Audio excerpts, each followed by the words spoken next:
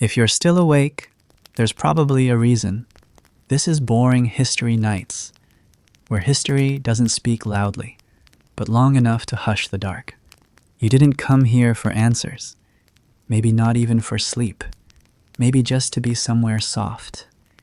Here, the stories don't push, they float. The air doesn't move. Somewhere, a chair creaks, or maybe it's just your breath brushing the quiet. Dust lingers mid-fall, as if history paused. Whatever warmth you carried, it wouldn't have lasted the night. Let's not stretch this too fast. If something about this quiet spiral makes the night pass easier, you can subscribe. Only if you'd want to hear the next one drift by. And if you're still awake, say where the night found you. I read them all, even the ones that don't remember how they got here. Now let the dark stay dark. Let whatever follows arrive slowly, like it's always been here. You don't have to keep up. Just listen. This is Boring History Nights, and you're already inside it. You walk where the sky glows red from below, not from the sun, but from the fires that never go out. The forge breathes like a creature that doesn't sleep. You can feel it before you see it, a steady pulse in the ground, like a second heartbeat too deep to belong to you. The air tastes like iron, not sharp, not cruel, just constant, as if the world has always been made of sparks and soot and skin. Around you, blackened stone forms a half-circle wall. Smoke curls into the rafters and disappears where the roof has given up. You don't know what hour it is, but the forge doesn't know either. It doesn't care. A man moves through the shadows, holding a long rod of dull metal. His steps are careful, almost reverent. No one taught him to bow before heat, but somehow he does. The rod dips into the coals. They open like a mouth, swallowing it whole. This is not industry. It is something older, something slower. Before kingdoms rose, before kings knew how to tax or pray, there was already this, the hush between strike and spark, the rhythm of muscle against iron. How medieval weapons were made was never about the weapon. It was about who held the fire. Some of the forges were open air, nothing but rock and wind and flame. Others sat beneath churches or beside rivers. Wherever they stood, the rules were the same: no rush, no softness, no mistakes. A single crack in a blade could mean death for someone you never knew. And so they worked without names, without sleep, without needing to explain why. Blacksmiths weren't born into it, not always. Some were orphans of war, learning to shape the thing that had unmade them. Some were monks who laid down scripture and picked up hammer. A few were daughters who knew better than to ask permission. And once they entered the forge, the world forgot what they looked like. It only remembered what they left behind. The hammer didn't strike just metal. It struck memory. Every blow was a sentence. Every blade, a paragraph in a story where the ending always came too soon. You imagine one now bent over the anvil, eyes lit with coal light. His skin is dusted with ash that doesn't wipe clean anymore. Around him, the tools are simple: tongs, bellows, a thick wooden stump to rest the hot bar, but none of it is gentle. The forge does not welcome strangers.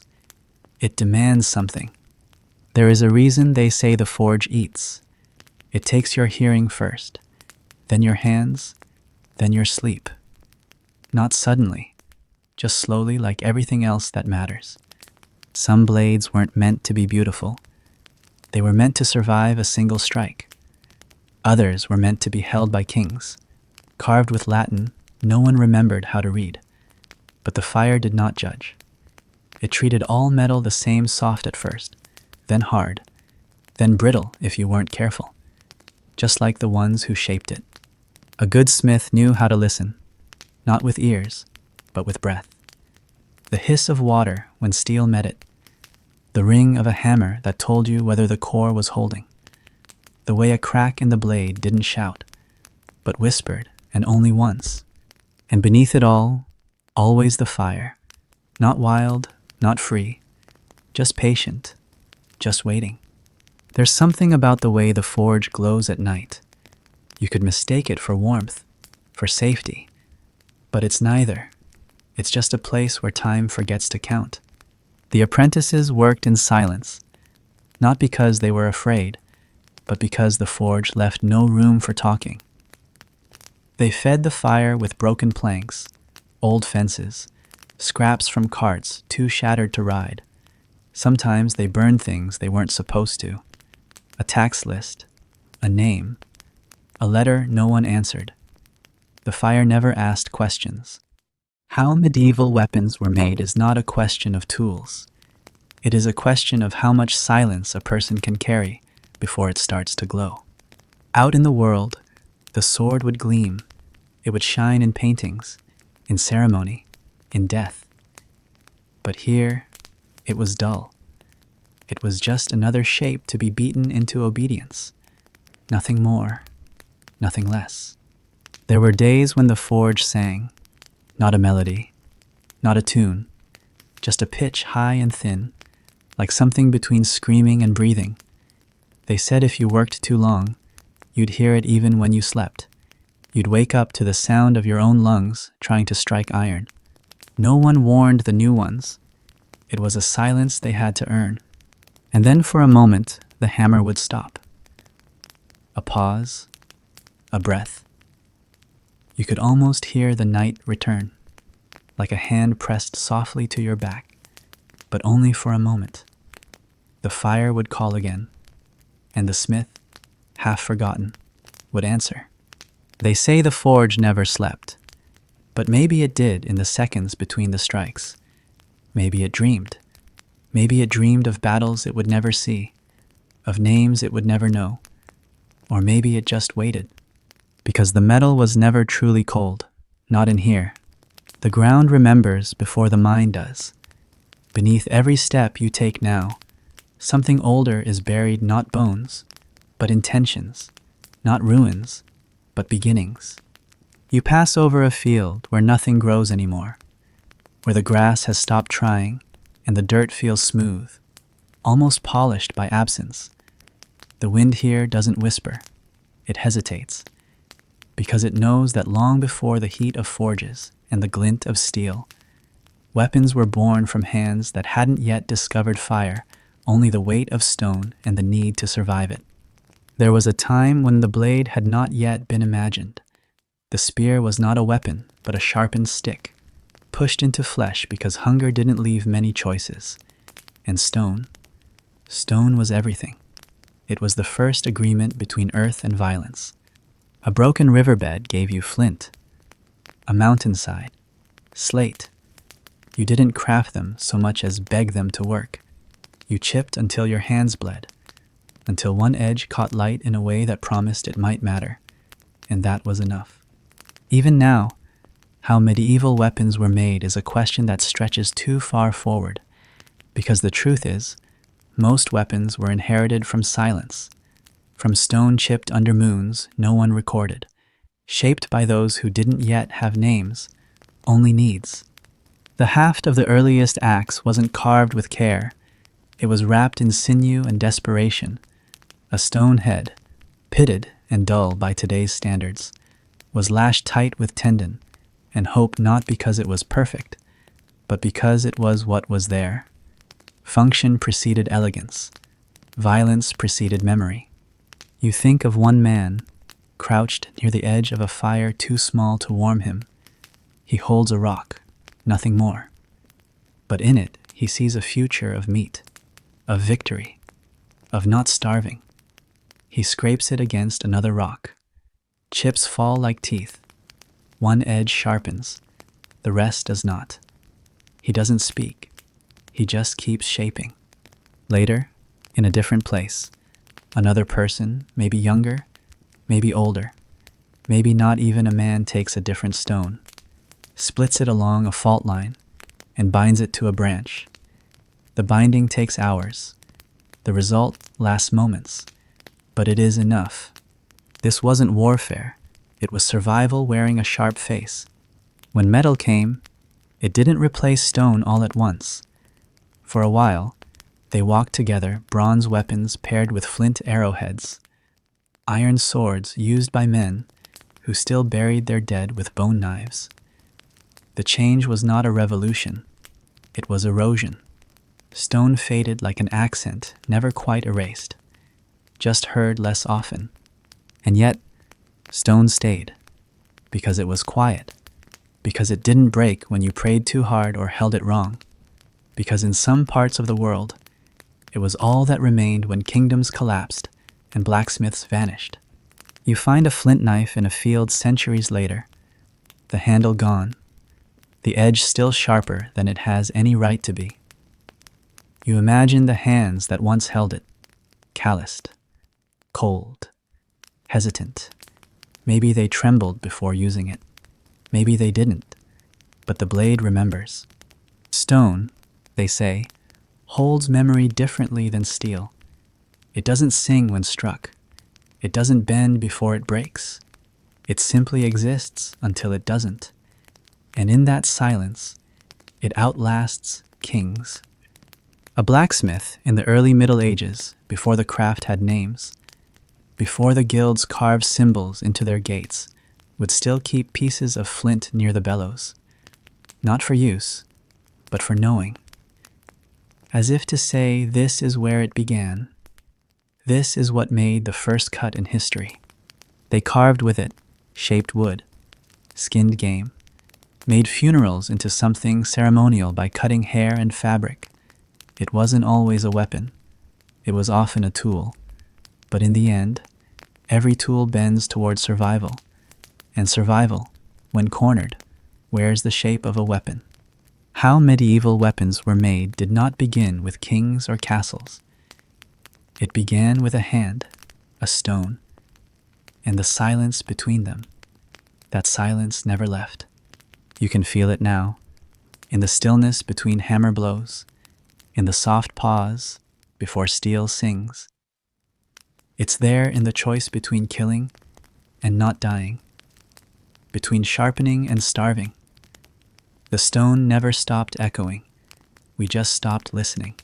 Some believe the first real swords came not from the need to kill, but from the need to intimidate a kind of theater, a ritual of fear. Stone was too plain, too blunt. It did the job, but it didn't terrify. Metal gleamed. It gleamed like intention.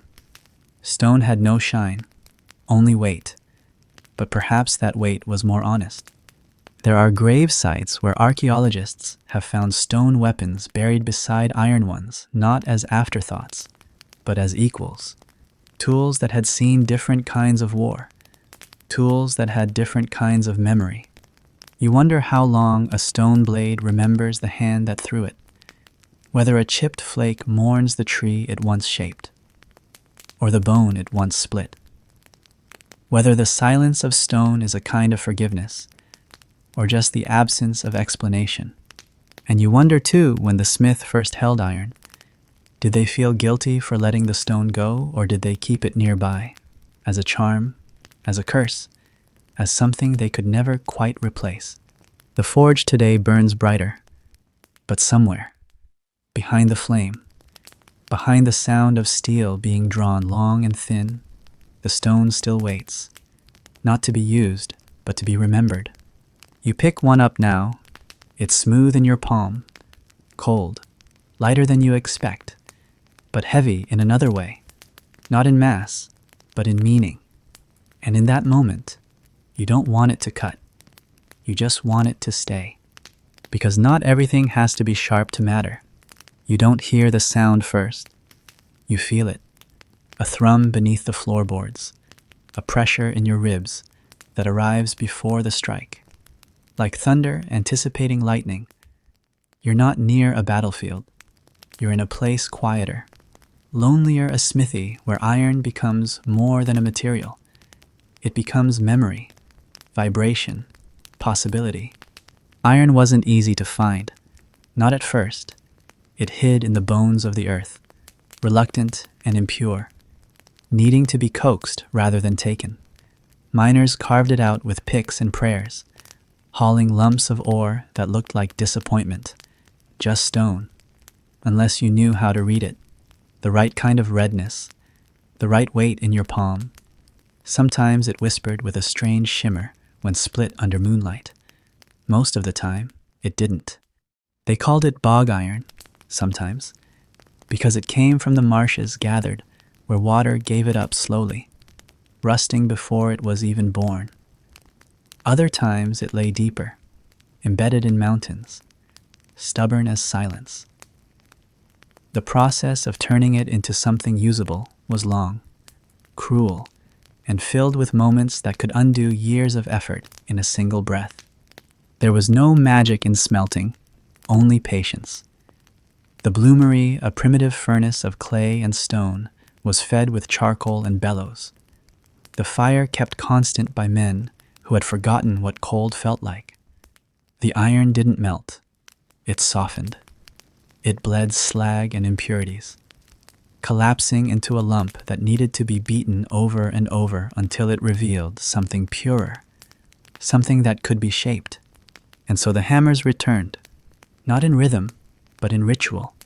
You can still imagine that sound, not a clang, but a low moan of resistance. Iron wasn't eager to become anything. It had to be convinced. It had to be struck in a way that made it remember what it could be. This was when how medieval weapons were made began to change, because the smith was no longer just a shaper, he was a listener. He wasn't creating, he was translating. The metal had its own language.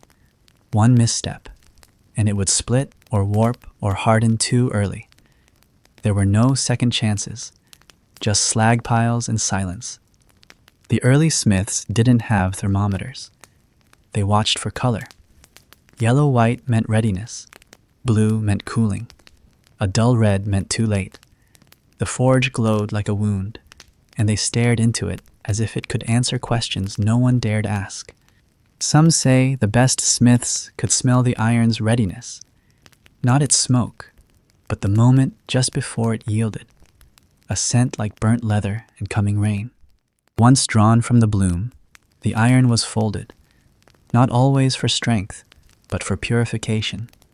Strips hammered flat, folded again, drawn out, struck back into themselves, over and over. Each fold added layers, not just in the metal, in the meaning. The best swords weren't sharpest. They were patient, balanced. They remembered how they were made and asked their wielders to match that memory. And yet, not all smiths agreed. Some preferred fire-hardened bronze, claiming it was more honest. Some scoffed at folding, calling it unnecessary showmanship. Others pursued Damascus patterns, chasing the swirl of carbon in the grain like poets chasing metaphors in smoke. Even today, historians still debate whether the layering mattered or was more myth than metallurgy. But myth matters, especially in the forge. A blade made from well-prepared iron would ring when struck. A clean, high tone that seemed to vibrate in the chest. Not the ear. It wasn't just music. It was signal a message to the smith that something inside the metal had aligned. There's a moment, just before quenching, when the sword glows with unbearable beauty, alive, nearly. And then plunged into oil or water, the light vanishes with a scream. Steam and silence rise together. The blade cools, hardens, and if it's done wrong, it cracks. Quietly, tragically. Some smiths swore they could feel the soul of a blade fracture in that instant, even if the eye couldn't see it. They would throw it aside, not out of anger, but mourning, because the blade, once begun, carried its own weight. It was not simply a thing, it was a responsibility, an extension of the forge's silence and the smith's decision to shape pain into purpose. How medieval weapons were made is not about heat and hammers alone. It's about restraint, about knowing when to strike and when to let the metal rest, about letting the fire teach, not command. Imagine the room now. It isn't bright. The light here comes in pulses from coals, from glowing steel, from sweat shining on a brow. The bellows hiss in rhythm, breathing life into flame.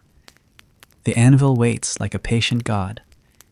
And in the center, the smith stands not triumphant, not furious, just focused. He's not young, not anymore. But his hands still move with certainty, not confidence. Certainty, the kind that comes from knowing how little room there is for error. His face is streaked with soot. His eyes are pink at the edges, not from tears, but from hours staring into a fire that refuses to blink. A piece of iron rests across the anvil, still soft, still willing to be changed. He lifts the hammer, not fast, not theatrical, and brings it down. Not with anger, not even with force, just enough. The room answers him, not with echo, but with hum, a low resonance that fills the space between walls, between thoughts, between the cracks in his spine. He strikes again. The hum deepens. You listen, wondering if it's music. It isn't, but it's close. Somewhere in that sound is a life not yet lived, a hand not yet holding the blade, a death not yet arrived. But the metal knows. It prepares. They say certain swords were alive, that they vibrated before battle, sang when drawn, wept when sheathed. Maybe that's superstition. Or maybe it's just the iron, remembering what the fire did to it. You step back from the forge now, not in fear, in awe, because the noise isn't deafening. It's deliberate. It's the sound of transformation, not sudden, not sharp, just steady. The hammer rises again. You wonder how long he's been at it, days, decades, and whether, in all that time, the thunder ever really stopped humming. If your eyes are fading, let them. The story wasn't waiting for anyone. The first forging happens in the fire. That much is certain. You've seen the hammer rise, watched the metal glow, heard the strike echo through rafters thick with soot. But there's another forging that no one teaches, the one that happens after the fire, when the steel is cooled and the silence returns. The blade you hold now is long and narrow, not yet sharpened, but already shaped. It's still rough along the edge, still carries the marks of every blow it endured to become something useful. And even though it doesn't yet cut, it already remembers the hands that touched it, the choices that pressed into it like fingerprints left on warm wax. They say a blade is forged twice, once by the fire, once by fear. It's not a poetic phrase meant for songs or guild mottos. It's an understanding, one forged by blacksmiths who lived through too many winters where swords outnumbered loaves, who knew that a weapon might survive the forge, but not always the field. And even if it did, it had to be held by someone with breath, with purpose, with something left to lose. This second forging has no anvil, no quenching barrel, no bellows. It happens in moments quiet enough to hear your heartbeat. It happens when a sword is lifted, not for beauty, not for ceremony, but because someone is standing between you and what you've sworn to protect. The steel forged in the fire is honest. It has no illusions. It is hard or soft, flexible or brittle, depending on the smith's choices. But the steel forged by fear is different. It adapts. It reflects the one who wields it. A perfect blade in the wrong hand becomes a burden. A flawed one, in the right hand, becomes something else entirely, something remembered. That's why, in old manuals and marginalia, you'll find illustrations not just of swords, but of the way to carry them, the angle of draw, the placement on the back or the hip, the balance between the weight of the blade and the breadth of the body. These were not ornamental decisions. They were born from sweat, from the bruises of failed practice, from the silences of men who didn't come back. How medieval weapons were made cannot be fully explained without tracing this second half of the process, not the creation, but the becoming. Once the steel has cooled, the shaping continues. The blade is polished, not for shine, though shine was useful in ceremony, but to remove the burrs, the roughness, the scars that might catch or pull, a rasp, a file, a whetstone. Each movement deliberate, each pass over the edge a reminder that the sword does not finish itself. And then comes the fuller, the groove down the center of many blades, sometimes called a blood groove by those who don't know better. But in truth, it was there to make the weapon lighter, more balanced, easier to swing without sacrificing strength. It was an architectural solution, not a violent flourish. Then the tang, the hidden part of the blade that extends into the hilt. This, too, must be shaped with care. If the tang is weak, the whole sword fails. You'll never see it once the grip is wrapped, but it holds the entire structure together, just like the things we carry inside, invisible, essential, and tested only when everything else falls away. When the blade is ready, the smith adds the crossguard, not to make the weapon look noble, but to protect the hand from slipping, from another blade, from the mistake of holding too tightly. And finally, the pommel, weighted just right to counterbalance the steel, to make it feel like an extension of the arm rather than a tool. Some were plain, others elaborate, but all of them served the same function to make the weapon listen. The sword, in the end, is not a thing you hold. It's a thing that agrees to be held. There's an old saying, not Latin, not French, just something passed between smiths who didn't write much, that a good sword finishes its sentence before you do.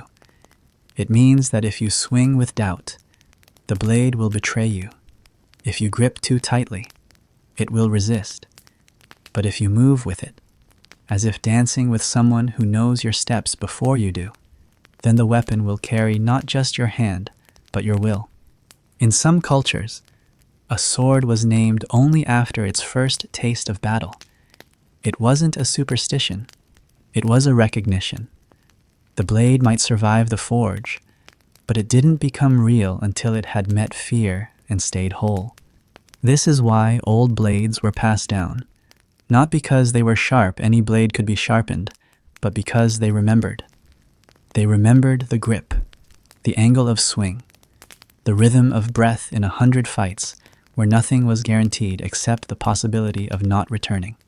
In the monasteries where some of these weapons were stored, those that had outlived their wars, their masters, their stories, there was often a silence around them, not reverence, something quieter, something like grief, because a blade forged once can be melted and made again.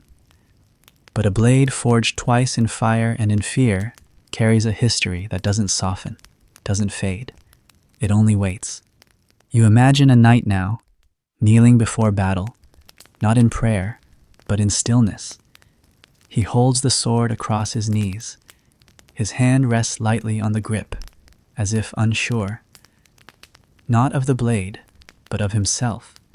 Around him, others prepare, the sounds of armor clinking, horses exhaling, distant horns. But he stays still, because in this moment, he isn't a knight, he's a man, and the blade across his knees knows that. He lifts it, slowly, not with force, not like in songs, just enough. And the sword forgives him. How medieval weapons were made was never just about the metal. It was about the moment when a hand touched steel and neither flinched. If you've started slipping out of it, keep going. The past barely noticed you were here. It's easy to imagine a sword as a line of metal ending in a point, a tool that divides one moment from another, before and after the draw, before and after the strike. But what makes a sword real What gives it meaning beyond its edge is balance, not just physical, though that matters. A good sword must hold itself in your hand as if it were part of your wrist, neither dragging downward nor floating awkwardly. It must rest with purpose. The better blades were not always the sharpest, nor the longest. They were the ones you forgot you were holding until it moved with you. When a sword found its balance, it ceased to be a weapon and became something quieter, an intention made visible. The process of finding that balance started long before the sword ever left the forge. It began in the mind of the smith, who understood that every curve and counterweight had to account not just for the blade's dimensions, but for the unknown future of the hand that would wield it. A knight who fought on horseback required a sword with different balance than one who fought on foot. A blade meant for thrusting needed a stiffness and forward weight, while one designed for slashing asked for flexibility and a slightly rearward balance. Yet no one taught this in manuals. It was something learned through sweat, through broken swords and bruised palms. A sword improperly balanced became a burden in battle, more dangerous to its owner than its enemy. It tired the wrist, twisted the swing, caught the wind wrong, and so, over time, smiths began to shape their blades not only with geometry in mind but with rhythm. There is a rhythm to steel, not a musical one, though some swore they could hear notes in the hum of a drawn sword, but a deeper kind of pulse. When a smith ground the blade after heat treating, they listened for that rhythm. The weight had to distribute evenly, or at least predictably. 1/3 forward, 2/3 back, or vice versa, depending on the blade's purpose. Too far off, and the weapon would falter. Just right, and it would seem to swing itself. Balance was tested by resting the blade across 2 fingers, usually at the ricasso, the unsharpened portion near the guard. If the point tipped too eagerly, it meant the blade was too forward heavy. If it wobbled near the grip, it lacked strength in the cut. But this test only revealed so much. True balance had to be felt in motion. And so, when a sword was completed, it was not sheathed immediately. It was danced with. The smith, or a trusted fighter, would take it through slow movements, arcs, feints, thrusts, sometimes for hours, not in battle, but in silence, in an empty yard behind the forge, or in the dim half-light of a training hall long after others had gone. These dances weren't performances. They were questions. Will you go where I ask? Will you pause when I stop? Will you return to stillness without asking why? How medieval weapons were made wasn't fully answered until the sword answered back, not with words, but with obedience. And yet balance wasn't just about mechanics. It carried symbolism. A balanced blade was a sign of order, of symmetry in chaos. In some cultures, sword-making ceremonies ended with a ritual, weighing one side of the scale bearing the blade, the other a stone, or bread, or the smith's own hand. Not because the weight itself mattered, but because the act reminded everyone watching that war is always measured, even when it pretends not to be. There's a quiet paradox here. The sword, a tool of violence, was crafted with gentleness. Its maker had to be patient, precise, aware of angles and mass and the breath between movements. No strike could be careless. No curve added without consequence. To build balance into something meant to unbalance others. This was the craft. You imagine a young apprentice holding a nearly finished longsword. His knuckles are white around the grip, not from fear, but from uncertainty. He's been taught everything: how to heat, how to quench, how to polish. But now he must test.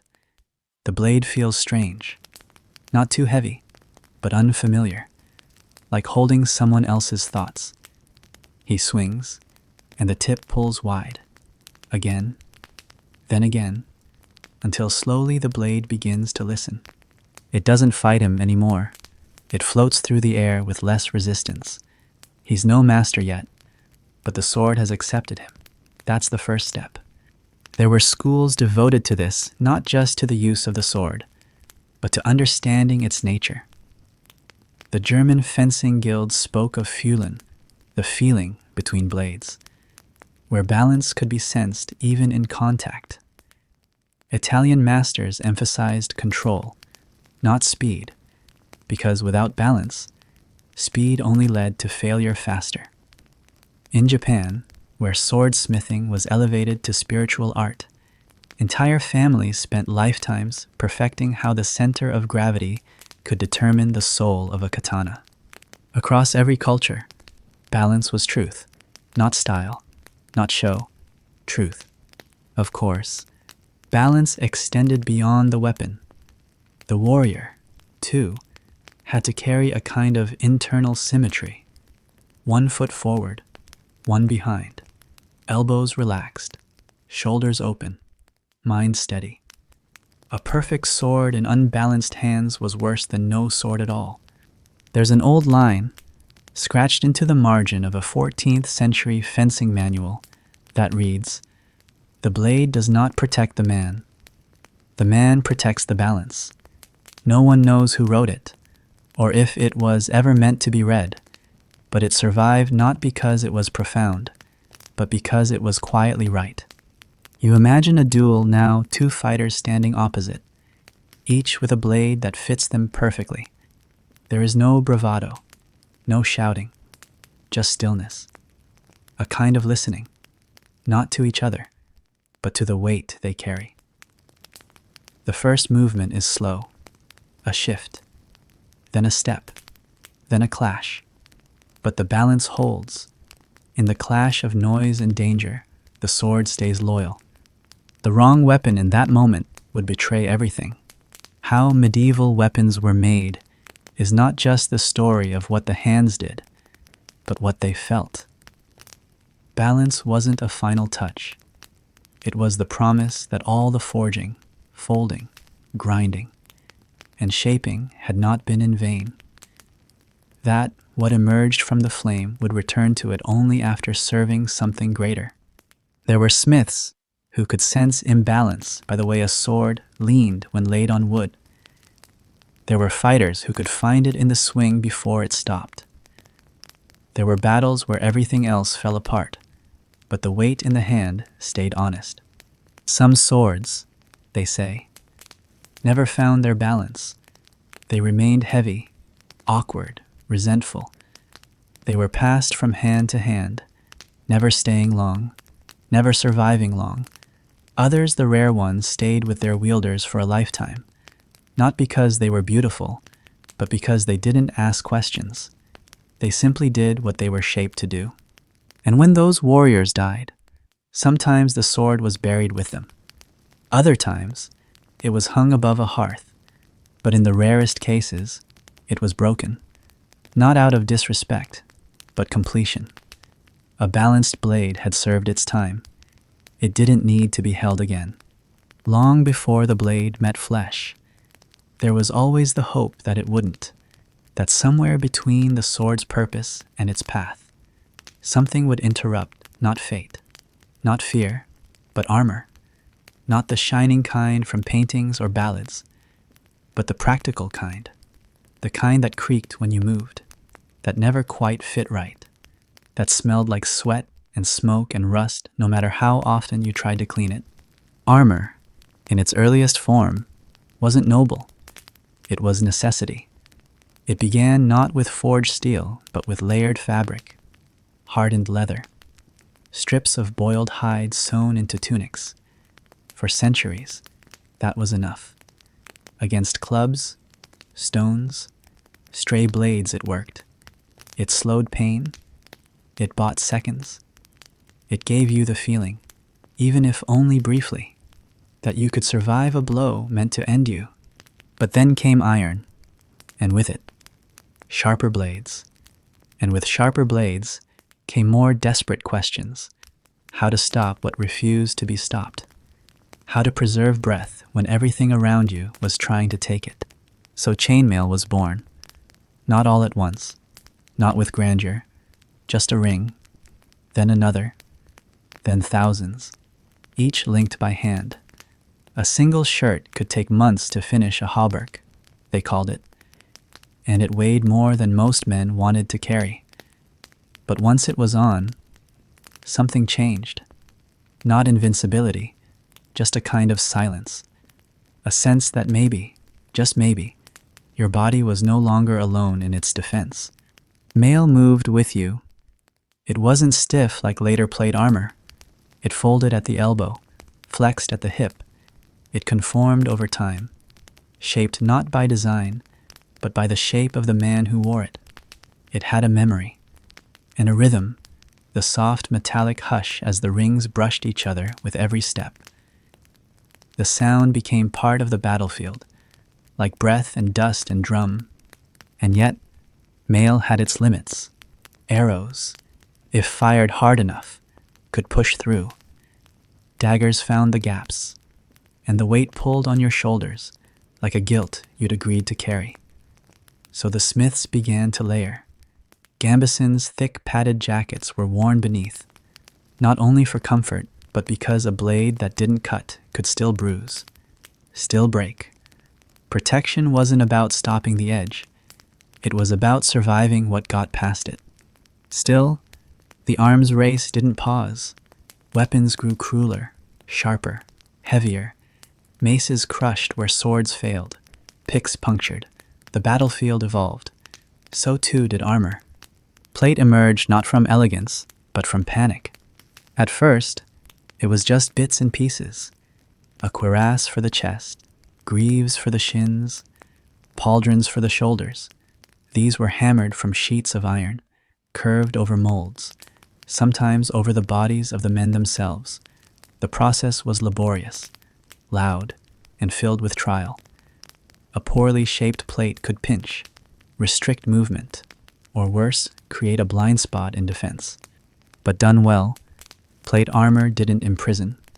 It enabled. The weight was distributed, the pieces articulated. The best suits flowed with the wearer. Knights could mount horses, lift swords, fall and rise again, in full harness. A trained man could run, kneel, roll, even climb. The stories of knights who couldn't get up exaggerated, or spoken by those who had never worn steel. Still, it took hours to don. You didn't put on a full suit alone. Squires helped one piece at a time, buckles and straps tightened with practiced fingers. It was a ritual, in some ways, not of vanity, but of surrender. You gave your body to the metal, trusted that it would remember you in motion. And then came the visor, the helmet, the moment when breath became measured, when sound turned hollow. A knight in armor looked imposing, but inside, he felt small. The world narrowed. The clink of chain, the creak of leather, the clatter of plate. It all became louder than thought. Inside the helm, time stretched. You waited for a blow you couldn't see, bracing not against pain, but against the unknown. How medieval weapons were made pushed armor to adapt. As swords grew longer, armor gained fluting and ridges to deflect. As maces gained weight, plates thickened at key joints.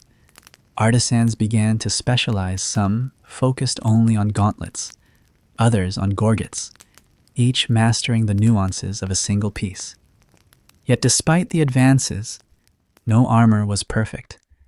Every set had gaps beneath the arms, at the groin, behind the knees. The weight, no matter how well balanced, still demanded endurance. In summer, it baked. In winter, it chilled. And in rain, it rusted, fast. Some suits were beautifully engraved, gilded, ceremonial, but those weren't meant for war. The real ones were scuffed, dented, patch repaired. They bore scratches that told stories only the wearer could translate. A crack across the vambrace meant a parried axe. A dent at the crown, a blow survived. And sometimes, blood still dried in the hinges, years after the battle ended. There's a strange intimacy in wearing armor. You feel every flaw in your body. Every ache becomes amplified. Every movement feels earned. And you realize quickly the armor doesn't make you safe. It makes you slow. It makes you deliberate. And that, more than anything, changes how you fight. To wear armor was to accept vulnerability in a different form. You traded speed for durability, but you didn't become untouchable. You just bought time. One more breath, one more swing, one more step. Many warriors weren't armored fully. Most soldiers wore partial pieces: a helmet, a breastplate, perhaps a brigandine, which was a cloth vest studded with riveted plates. Cheaper, easier to repair, but it still offered protection. And to the common fighter, anything was better than nothing. There's an old note, scribbled in the corner of an inventory list from a forgotten garrison. It reads, "Plate to the strong, mail to the lucky, linen to the rest."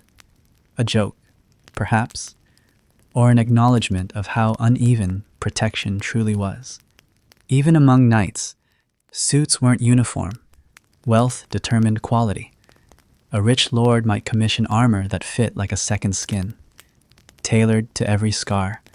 A lesser man wore pieces handed down, ill-fitting, loud. But both stepped into battle, knowing the truth the armor might help, but it would not choose who lived. You think of the armorer now, not the knight, the one who shaped the breastplate, hammered the pauldrons, fit the visor. His hands are calloused in different ways. He doesn't swing blades. He shapes them. He doesn't ride. He measures. He listens not to orders, but to silence. Because the silence in a workshop after midnight tells you where the armor rubs wrong, where it bends too early, where it won't bend at all. He sets the last rivet into place, steps back, watches the young man move, slowly at first, then faster, then still. The armor doesn't gleam, but it holds. How medieval weapons were made forced armor to evolve, not just in form, but in philosophy. Defense was no longer passive. It was a choice to endure, to resist, to remember that survival often depended not on how well you struck, but how well you stood. And when the fight ended, if you lived, you peeled off the layers with aching fingers. You set them down beside the fire, each piece clattering with weight. And for a moment, you weren't a knight or a soldier or a name. You were just a body, bruised, breathing, bare. There was a time when armor still resembled clothing, when it draped, rather than enclosed, when it swayed in the wind like any other cloak, and you could still mistake the man beneath it for a pilgrim or a traveler. But as weapons grew more efficient at ruining the human body, what protected that body could no longer be soft. Armor began to shift from something worn to something inhabited: a shell, not a garment, a carapace built not only to absorb, but to intimidate. In the early centuries, it was common to wear layers: wool, linen, then hardened leather or riveted mail over top. The result was bulky, uncomfortable, and easily soaked through, but it allowed for movement. A soldier might walk 50 miles in it. He might sleep in it. He could fight, retreat, kneel, crawl. It was armor made to travel, not just to clash. But in time, movement began to matter less than momentary survival. The blow you deflected was worth more than the field you crossed. So the cloak became casing. Pieces of shaped iron, first small and overlapping like scales, then larger, flatter, more anatomical, were strapped across the limbs, chest, and back. The shift was gradual, but undeniable. What had once been human became something else entirely on the battlefield: a figure that glinted in the sun, whose joints clicked like clockwork, whose face disappeared behind a mask of shaped steel. The smiths who made these new suits weren't tailors. but engineers. Every angle had to account for force. A downward swing, a sideways jab, a lance point. The plates were curved not for aesthetics, but to redirect energy to make the blow slide, not strike. And still, even with all the advancement, no armor was impassable. Gaps existed by design. You had to bend your knees, turn your head, breathe. The more protection they added, the more those gaps mattered. A full harness, if made properly, was less than a miracle and more than a marvel. Articulated joints allowed flexibility at the elbow and knee. The breastplate, sometimes fluted, could deflect not only weapons but glancing arrows. The gorget protected the throat.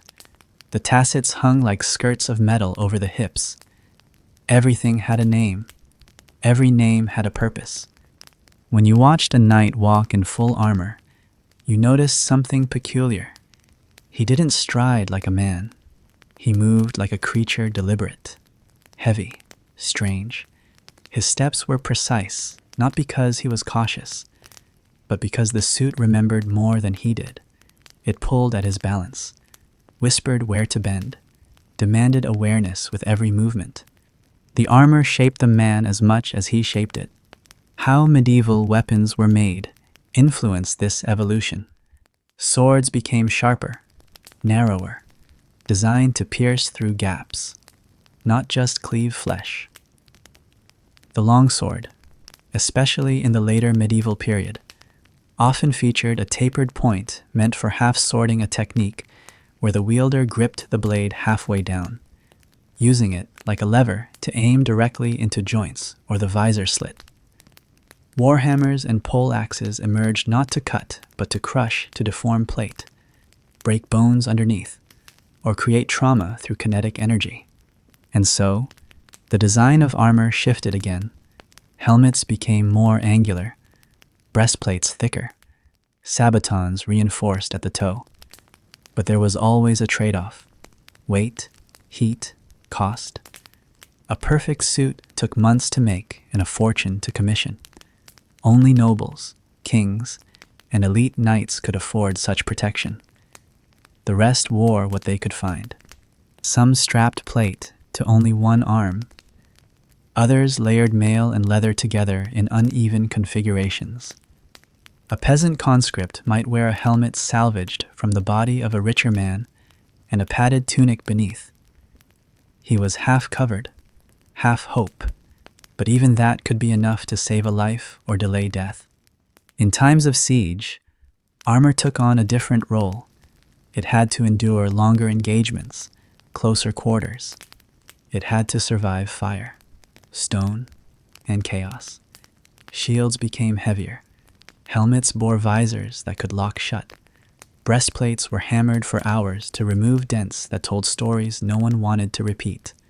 There are records of knights commissioning suits with specific reinforcements, a right shoulder made heavier because they turned that side to face archers, a helmet fitted tighter around the jaw because they'd been struck there once and didn't want to feel it again.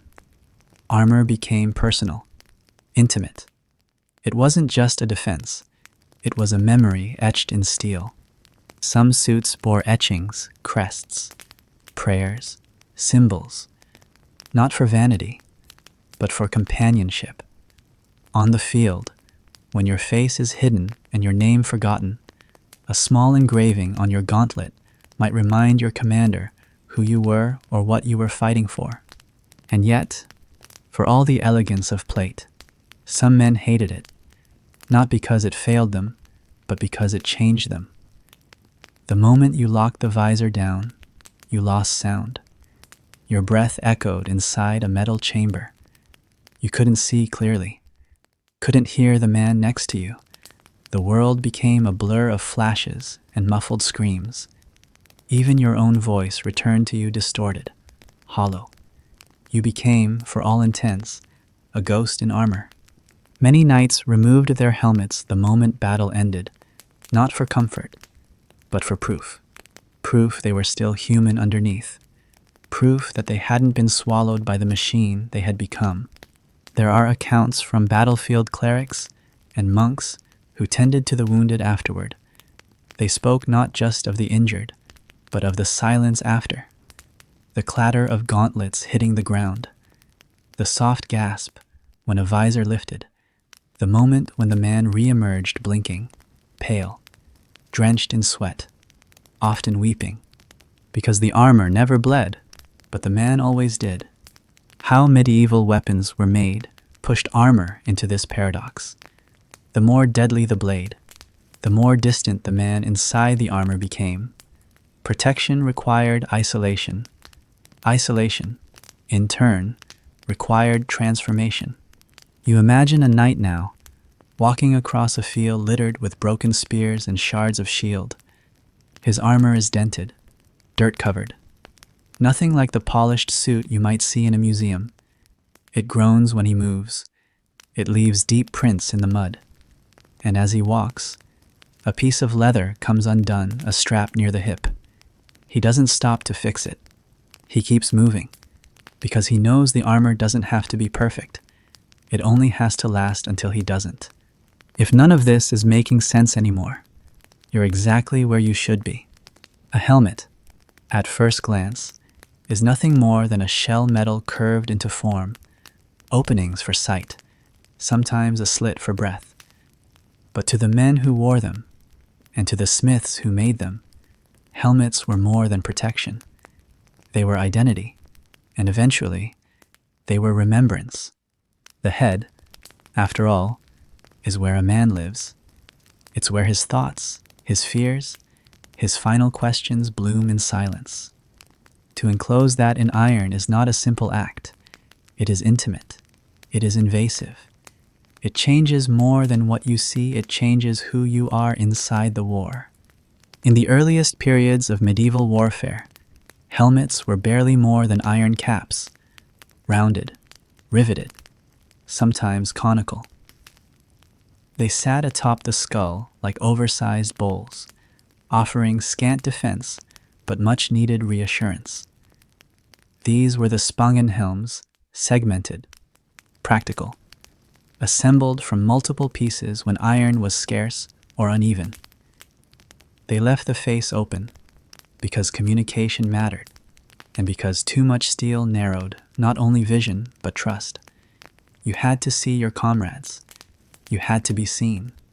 But as weapons evolved, the swords became longer, the maces heavier, the arrows sharper and faster, so too did the helmets. Faces began to disappear behind masks of forged plate. The nasal bar, at first a thin strip down the center, widened. Cheek guards were added. Necks were shielded by chainmail drapes called aventails. And eventually, the full-face helm emerged, enclosing the head entirely in a chamber of breath and echo. The great helm, worn especially by crusaders, was brutal in its simplicity. A box of iron with a flat face and narrow eye slits. It looked less like something a human might wear, and more like a tombstone with straps. And in many ways, that's what it was. To don it was to disappear, to become a presence, not a person. On the battlefield, lines of men in identical helms became indistinguishable, anonymous instruments of force. That anonymity was both power and curse. How medieval weapons were made shaped this evolution. As blades learned to seek the vulnerable curve of the neck, as poleaxes aimed directly at the skull, the helmet had to become more than a shell. It had to become a thinking space, a barrier not only to steel, but to the fear that came with knowing just how easily everything could end. The interior of a helmet was often padded with linen or stuffed with horsehair. Some were lined with quilted fabric, stitched carefully by wives or mothers, not for decoration, but to cushion the force of a strike that might not kill, but could still shatter bone or knock memory loose. Many knights who fell in battle did not bleed from the head. They simply forgot how to stand afterward. The weight of a helmet could be immense. A great helm might weigh 5 pounds or more, distributed not evenly. but forward, pressing down upon the brow and cheek. The wearer learned to hold his neck stiff, to move not quickly but deliberately. Turning the head became difficult. So did breathing. The air inside grew stale within minutes, especially under the sun. You inhaled your own sweat. You spoke, and the sound came back wrong. Some helms had visors that could be lifted. Others, like the bassinet, evolved to allow both visibility and protection. A pointed, face-hugging shape, often accompanied by a pivoting visor. The sallet, favored in later centuries, swept backward in an elegant curve, offering a wider field of vision and better balance. Each design was a response to a threat, to a need, to a past failure etched into someone else's story. But no matter the design, the truth remained once the visor dropped, the man changed. His world narrowed to slits and shadows. His voice became metal. His breath echoed like a second presence in the room. The world became distant, immediate, surreal. There are accounts of soldiers who panicked when the visor was shut, who clawed at it, begged to breathe, who removed their protection in the middle of a skirmish because the silence inside was louder than the chaos outside. Others, perhaps more practiced, found stillness there. They used the silence as armor, not just against weapons, but against fear itself. It's strange how often the men who wore those helms remembered not the noise of battle, but the quiet that lived inside the steel, the rhythmic clang of their own heartbeat, the hiss of breath bouncing off cheek, the distant thud of hooves or drums, muffled and strange, as though heard from underwater. There's a kind of loneliness in wearing a helmet. You are present, but apart. You are among comrades, but sealed. And when death comes, it is often alone, not always noticed. A man falls in armor, and the helmet does not betray his ending. His body might shift, his hand may open, but from the outside, he remains whole, untouched, until someone removes the helm and the silence spills out.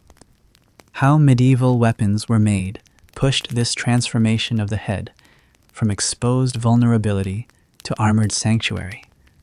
But in doing so, it also obscured humanity. The face, once central to identity, became just another target to be protected or pierced.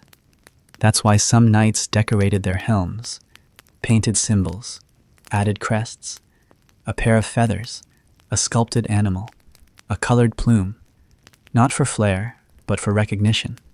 In battle, amid the dust and roar, you needed to know who stood beside you. And when all faces were iron, color became the last whisper of selfhood. There's an old tale, likely apocryphal, of a dying knight who asked that his helmet be left on his grave, not atop a pole or mounted on a wall, but resting beside his head. "So I can still hear myself breathe," he said. A strange request, but perhaps he meant something else. Perhaps he meant, let me remember who I was inside it. Let me stay in the silence, just a little longer. Helmets weren't just worn. They were inherited, passed down, reshaped, reforged. They bore scratches from battles fought by grandfathers, dents from mistakes made long before the next wearer was born. And when they were retired, they were rarely melted. They were kept, displayed, not always out of pride, but out of memory. A helmet was a story, sealed, unreadable, but present. You imagine one now, hanging in a forgotten corridor, dusty, unpolished, slightly cracked along the brow. No one touches it anymore, but someone, long ago, looked through its eye slits and saw not war, but everything they stood to lose. They breathed inside it. They prayed inside it. Maybe they died inside it. And still, it waits. Not all weapons were meant to be held by hand. Some were built like houses, rolled on wheels, aimed not by instinct but by geometry. They did not whisper through flesh the way a dagger might, nor sing along a rib cage like a well-forged blade. They crashed, shattered, screamed. Siege engines, those towering creations of wood, rope, iron, and fire, were not weapons of precision. They were declarations, slow, brutal, and absolute. If the sword was intimate, the siege tower was impersonal, a machine designed to swallow the space between intent and destruction. In the early medieval period, most castles were built with wood. They burned easily, and so, early siege warfare relied on fire torches pressed against timber walls, thatched roofs ignited by flaming arrows, ladders raised in haste. But as stone replaced wood in fortification, the weapons of war had to grow taller, stronger, stranger. They needed weight, leverage, pressure. Thus came the trebuchet, a machine built not to act quickly, but to act with certainty. Massive beams were pinned together with iron bolts. Ropes were wound like veins around the frame, thick with grease and the residue of tension. A counterweight, often a heavy box filled with stones or sand, would be hoisted, then released, swinging the long arm forward and launching a projectile across unimaginable distances. Trebuchets didn't just break walls, they broke time. A single stone launched from one could take 5 or 6 seconds to reach its mark, enough time to watch it fly, to realize what was coming, and still be unable to move. How medieval weapons were made extended beyond the forge. It entered the carpenter's workshop, the engineer's scroll, the team of laborers who slept beside their creation, hoping it would not betray them under strain. Siege engines weren't crafted by individuals. They were assembled by communities: masons, smiths, winchmen, rope makers, dozens of hands for one purpose. Building one could take weeks. The wood had to be selected carefully, not too dry, or it would splinter, not too green, or it would warp. Ash was favored for its strength, elm for its resistance to splitting, oak for its reliability. Every beam had to be carved to specification, every joint tightened without fail. A loose fitting could cost lives. And then came testing. A trebuchet could not be fired cold. It had to be calibrated, the weight adjusted, the sling length tuned. If the stone fell short, the engine needed realignment. If it overshot, the winch tension might be too great. A well-made trebuchet could launch a 300-pound stone over 300 yards. And if built perfectly, it could do so again and again without tearing itself apart. Yet not all siege engines were for throwing. Some were for breaking, like the battering ram, a simple tool by design, yet devastating in practice. A long log, often capped with iron, suspended by chains beneath a mobile shelter. It swayed like a pendulum, and when it hit, it made entire fortresses tremble. The sound was not sharp, but deep, a low, resonant boom that echoed in the bones of every defender behind the gate. Siege towers, too, were marvels of patience. They had to be built to the exact height of the walls they meant to overcome, constructed on site. They were rolled across fields under a rain of arrows and stones, covered in wet hides to resist fire, filled with soldiers who climbed ladders inside while the wheels creaked beneath them. To stand inside one was to listen constantly, not for commands, but for splinters, for the groan of joints that might fail, for the silence that meant you were close. Not all siege weapons were massive. The ballista, ancestor of the crossbow, was used for accuracy. It hurled bolts large enough to punch through multiple men. The mangonel, a torsion-powered catapult, relied on twisted ropes of hair or sinew, sometimes taken from horses, sometimes from prisoners, to create the torque needed for its arc. The smell of stretched sinew in the sun was unforgettable. So was the sound it made when released, a snap like lightning split in two. How medieval weapons were made in these cases meant negotiating with tension itself. Understanding what would hold, what would tear, what would recoil. Engineers didn't just study materials, they studied time, pressure, elasticity. Every siege engine was a gamble, a kind of mathematics with consequences. And yet, there was artistry in it. Siege warfare wasn't just a matter of brute force. It required anticipation, adaptation. Some attackers dug tunnels beneath walls, saps and mines, and burned the supports beneath the earth, causing collapse. Some defenders built false walls behind their real ones, or used counterweight countermeasures to absorb shock. It was a dance of wood and stone, of impact and echo. You picture a team now, 20 men gathered around the frame of a trebuchet just before dawn. Their hands are blistered from days of labor. The ropes are slick with dew. A stone the size of a barrel rests in the sling, waiting. One man checks the release pin. Another watches the arc of the counterweight. A third, younger, looks skyward, imagining the path the rock will take, not because he cares where it lands, but because he wonders whether the air will hum the way it did yesterday. And then the drop. The weight falls. The arm swings. The sling releases. The rock flies. There is silence as it moves. Everyone watches. Nothing to do now. Nothing to fix. Just gravity, precision, and a prayer spoken without words. The impact comes seconds later. A plume of dust. A crack that rolls across the field like a wave across stone. And then they reset. There's something brutal in this repetition. But there's beauty too. The kind of beauty that lives in certainty, in rhythm, in cause and effect. And some engines were used not to kill, but to communicate.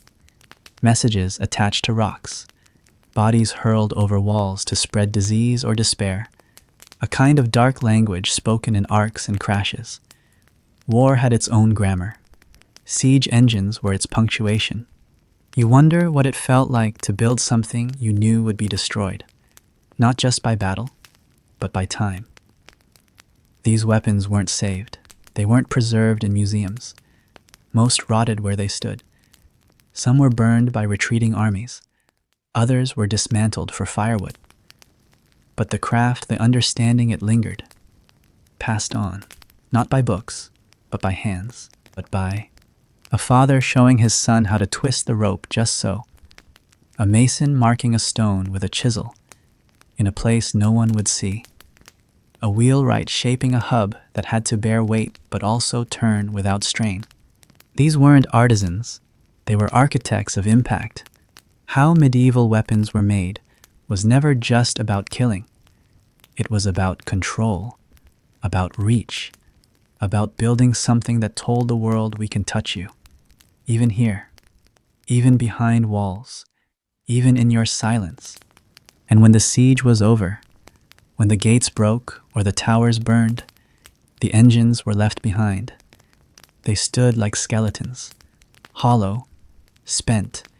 Their wooden bones creaked in the wind until someone forgot to care. Yet you remember them now. You walk among them in the dark, the frame of a trebuchet like a ribcage against the sky. The broken arm of a catapult pointing nowhere. You run your hand along the grain of a beam, feel where iron teeth once gripped. You listen, but they no longer speak. Still, something in the silence remembers. Not all defense shone with the polish of steel or rang with the music of chainmail. Before armor clattered, before metal stiffened the silhouette of a man into something vaguely godlike, there was leather tanned, boiled, stitched, and bound. It whispered where plate would later shout. And though history often forgets its presence, dismissing it as primitive or poor, leather once held the line when nothing else could. In the early centuries of the medieval world, Leather was everywhere in the soles of shoes, the straps of saddles, the hinges of doors, the handles of tools. But in war, it found a different purpose. Soldiers who couldn't afford mail, and most couldn't wrap their chests in hardened hide. Brigands, mercenaries, even low-born knights often wore armor made of layered leather, reinforced with rivets or stitched into panels thick enough to stop a glancing blow. This armor was not elegant. It was hot, heavy when wet, and prone to stiffening with age, but it was practical. It could be crafted with local materials, repaired with little more than a knife and sinew, and shaped to the contours of the body without the need for a forge. A strip of boiled leather, cuir bouilli, as it came to be known, could be molded while hot, then set into rigid curves that hugged the chest or guarded the thigh. And while it would never match iron for durability, it had one advantage that mattered deeply: it was silent. A man in plate was heard before he was seen, but a man in leather moved like a shadow. This mattered not only in war, but in the kinds of warfare that left no songs behind ambushes, raids, assassinations. The armor of choice for these was not the polished breastplate or the crested helm, but the padded jack, the studded jerkin, the reinforced hood, sometimes stitched with metal plates, sometimes left plain. These pieces were worn beneath tunics or over tunics or without tunics at all, depending on the season, the terrain, the need. How medieval weapons were made shaped what men wore to meet them. The broad-headed axe, with its heavy swing and bone-breaking arc, made it necessary to wear something that could spread force rather than absorb it directly. Leather, especially when layered, did this well. Arrows, too, were inconsistent in their effect. A sharp bodkin point might pierce mail, but a broader hunting arrow might bounce from layered leather or fail to penetrate a thick gambeson. It was never certain, but then again, nothing in battle ever was. The gambeson itself, a padded tunic worn beneath armor, often quilted from multiple layers of linen or wool, was sometimes a soldier's only protection.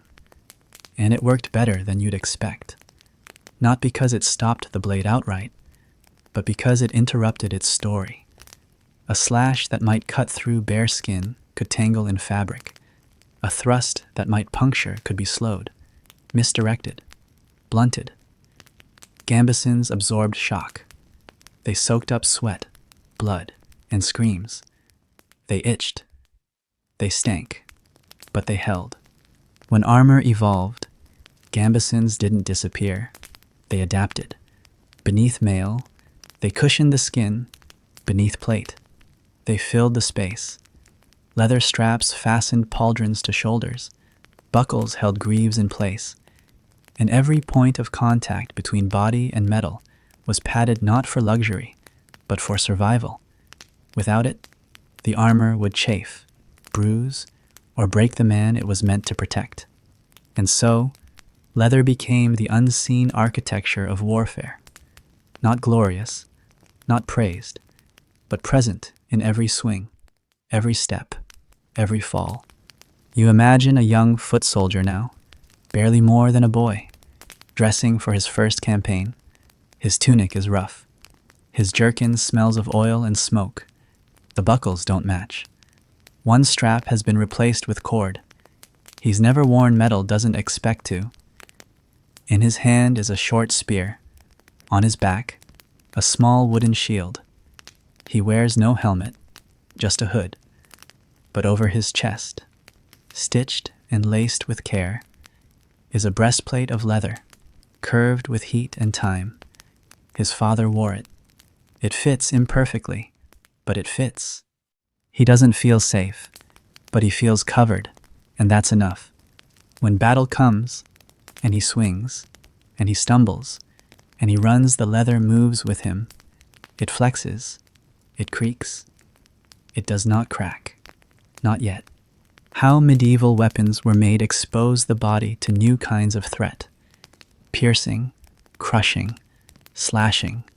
Each demanded its own response, and while plate might deflect and mail might tangle, leather had to endure.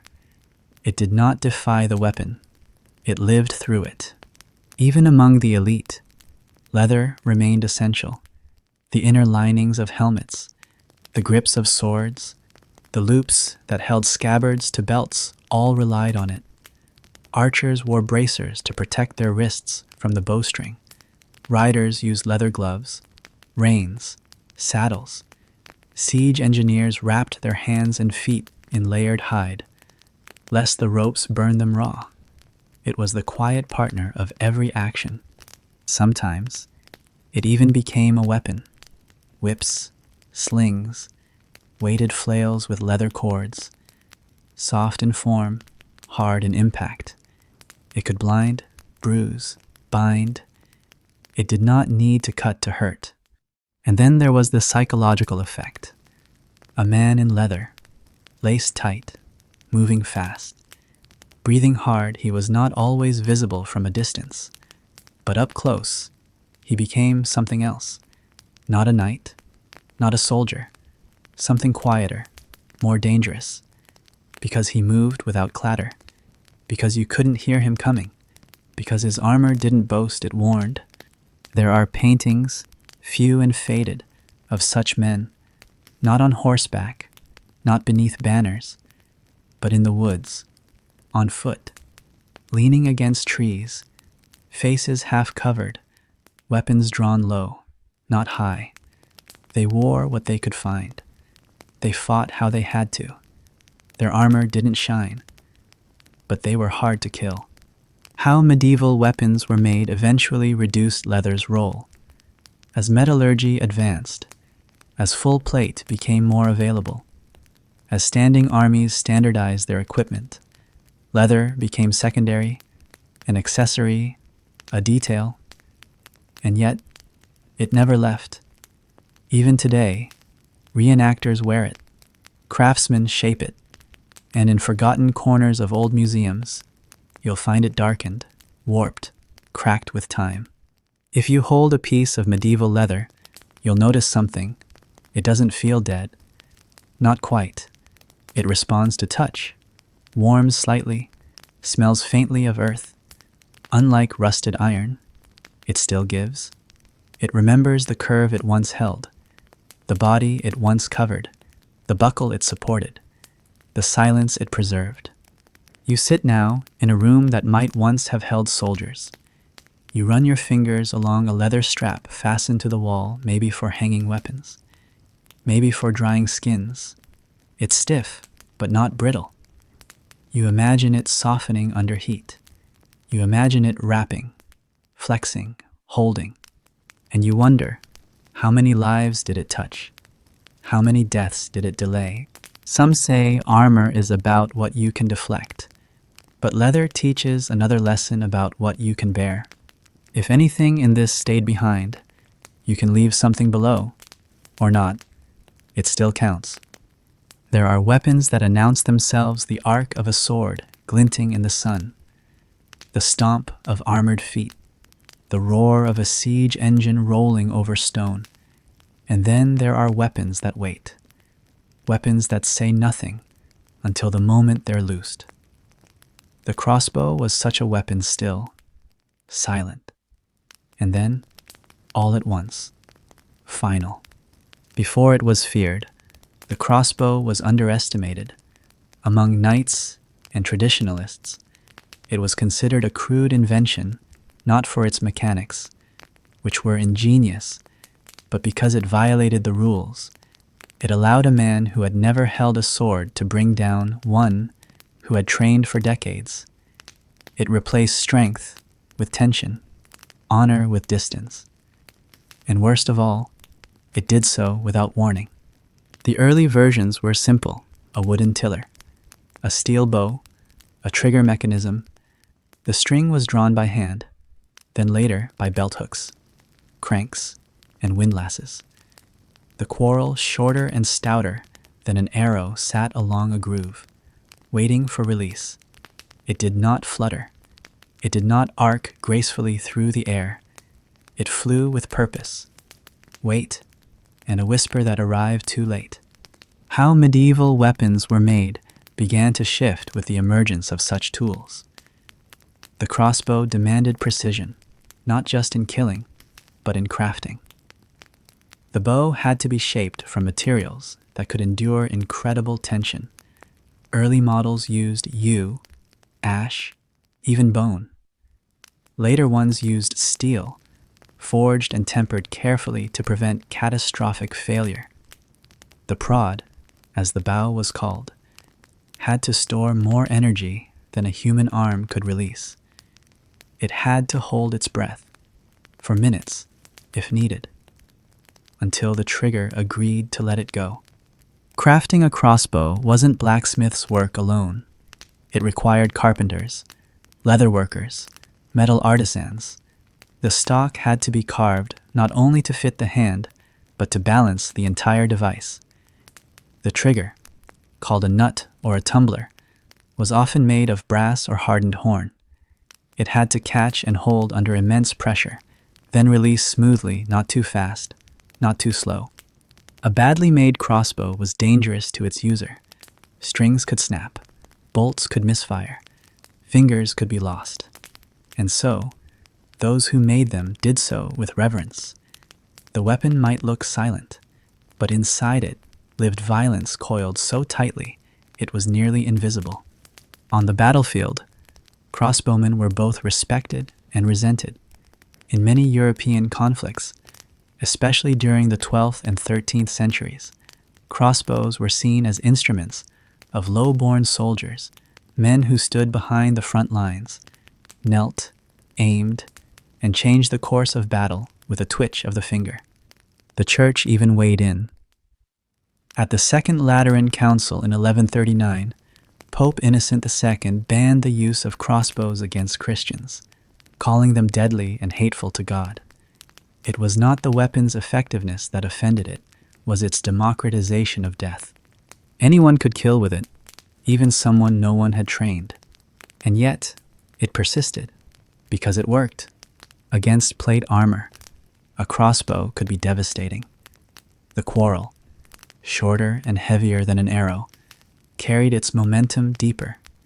At close range, it could punch through mail, tear flesh, lodge in bone. At longer range, it could suppress, demoralize, deny movement. Crossbowmen didn't need to close the gap. They didn't need to shout. They just needed line of sight and patience. You picture one now, a man crouched behind a low stone wall, half in shadow. His crossbow is loaded. The bolt rests lightly, but firmly, in its groove. He waits, not for glory, not even for orders, just for the shape to emerge a gleam of steel, a movement in the mist, a rider too confident. The man squints, exhales, and pulls. No flourish, no declaration, just the sound of the bowstring snapping forward, and then nothing. The quarrel finds its mark, or it doesn't. The man doesn't wait to see. He lowers the weapon, cranks the string again, loads another bolt. How medieval weapons were made changed further as crossbows grew more powerful. Composite prods were layered with sinew, horn, and wood, glued with fish bladder or hoof glue, bound tightly with linen. Each element brought its own properties: elasticity, strength, compression. These materials were drawn from nature, from death, from trade. A single crossbow could be made of pieces from 5 countries and 3 species. It was a creature stitched together for silence and suddenness. Eventually, steel replaced organic materials. Heavier, more uniform, but slower to draw. Windlasses' intricate cranking devices were invented to help. It could take 20 seconds or more to load one shot. But the result, when unleashed, could fell a knight in full armor at 100 paces. Some crossbows were so heavy they had to be braced against the ground. Others were mounted on walls like miniature siege engines. In cities under siege, Defenders lined parapets with them, pointing out through slits. They needed little training, just strength, just time, just the resolve to pull the trigger. And still, they were not perfect. The reload time was slow. The range, though powerful, lacked the elegance of a longbow, and yet, long after the English celebrated their archers at Crécy and Agincourt, the crossbow endured in Italy, in Spain, in the Mediterranean. It was not glorious, but it was loyal. You imagine the workshop where one was made, a table covered in tools, chisels, clamps, iron nails, coils of sinew. A length of ash wood rests in a vise, slowly carved into a tiller. Nearby, a bow already tempered waits to be bound. The man working hums under his breath, not because he is joyful, but because the rhythm helps. He has made dozens of these. Some have killed, some have failed, all have been sold. He sharpens the bolt tips in the evening, not to perfection, just enough. And at night, he dreams not of battle, but of strings that break too early, of knocks that split, of buyers who do not return. Because when your livelihood is a weapon, every silence holds an aftershock. The crossbow was feared in its time, not because it was beautiful, not because it was fast, but because it ignored legacy. It offered power to those who had never been invited to hold it before. If you've started slipping out of it, keep going. The past barely noticed you were here. Before the sword, before the bow, before even the shaped axe or the heavy mace, there was the spear, a shaft of wood, a point of stone or iron, sometimes nothing more than sharpened, fire-hardened tip. But in that simple form lived one of the oldest promises ever made in combat. You could fight from a distance. You could hurt, maybe even kill, before another body reached yours. And in that space between your chest and theirs, between the breath you held and the breath they would never take again, you might survive. The spear, as a weapon, did not ask much. It did not require years of training. It did not need finesse. It needed intent, a direction, a hand steady enough to hold it forward, and a moment long enough to use it. And for that reason, it was the weapon of the common man and often of the last defense. Spears were made in great quantities. Their shafts were crafted from ash, yew, or poplar long, straight woods that resisted warping and splintering. Their tips were iron, broad or narrow depending on the purpose. Some were leaf-shaped for slashing, others, thin and tapered, for piercing armor. A few had barbs designed not only to enter, but to tear on the way out. All of them were utilitarian. Few were ornate. They were made to be held once, twice, perhaps for a single thrust and then lost, discarded, or broken in the chaos. How medieval weapons were made is never more evident than in the design of the spear. It is both an origin and an ending. Smiths shaped its head with the same care they gave finer weapons, but without pretense. The point had to be strong enough to resist bending, sharp enough to penetrate mail, and balanced enough that it would not twist in the throw. The socket where the tip met the shaft had to be cleanly forged and tightly fit. A loose socket meant a wasted weapon, or a dead soldier. Spears had reach, and that reach was everything. A line of spearmen, set in formation, could hold ground against cavalry, against knights, even against fear itself. Each man was part of a greater limb, not a soldier, but a segment of a larger creature built for denial. The point was not to kill quickly, but to make approach impossible. The spears moved in waves, forward and back, striking not with flourish, but with rhythm, in trained hands. The line felt like a wall of anticipation, no gaps, no mercy. You imagine one such formation, now a shield wall braced against the wind, spears angled outward, knees bent, eyes forward. The first rank kneels, the second holds high. The third prepares to step forward if someone falls. The men do not speak. They listen. For hoofbeats, for the scream that precedes the charge, for the moment when the spear ceases to be theory and becomes the only thing between a man and his own blood. It is not heroic. It is cold, heavy, real. And then the strike. A horse crashes into the line, impales itself. Another rears, slips, topples. The men behind the wall don't cheer. They step over the dying. They reset their feet. They push the next spear forward, because the battle is not won, it is only delayed. And every inch of ground they hold costs them more breath. The beauty of the spear is in its contradiction. It is both primitive and advanced, both a tool for the beginner and the master. Its logic is pure. Its function is honest. Unlike a sword, it does not require proximity. Unlike a bow, it does not demand separation. It lives in the middle distance, close enough to know what you're doing, far enough to hope it works. And it was not just a weapon of war. In towns and villages, spears guarded gates. They hung beside fireplaces. They were passed from father to hut, not for legacy, but because they were still useful. You did not polish a spearhead to show pride. You sharpened it to stay ready. Bandits, raiders, wild animals, they respected the point, even if they didn't respect the man holding it. In times of siege, when arrows ran low and hope ran dry, it was often the spear that remained, broken into halves and quarters, tipped with nails or scraps of metal, wrapped in cloth soaked with oil and fire, improvised, but not irrelevant. A desperate man with a sharpened stick is still dangerous, if only because he knows it's the last thing between him and ending. How medieval weapons were made eventually offered more complex alternatives.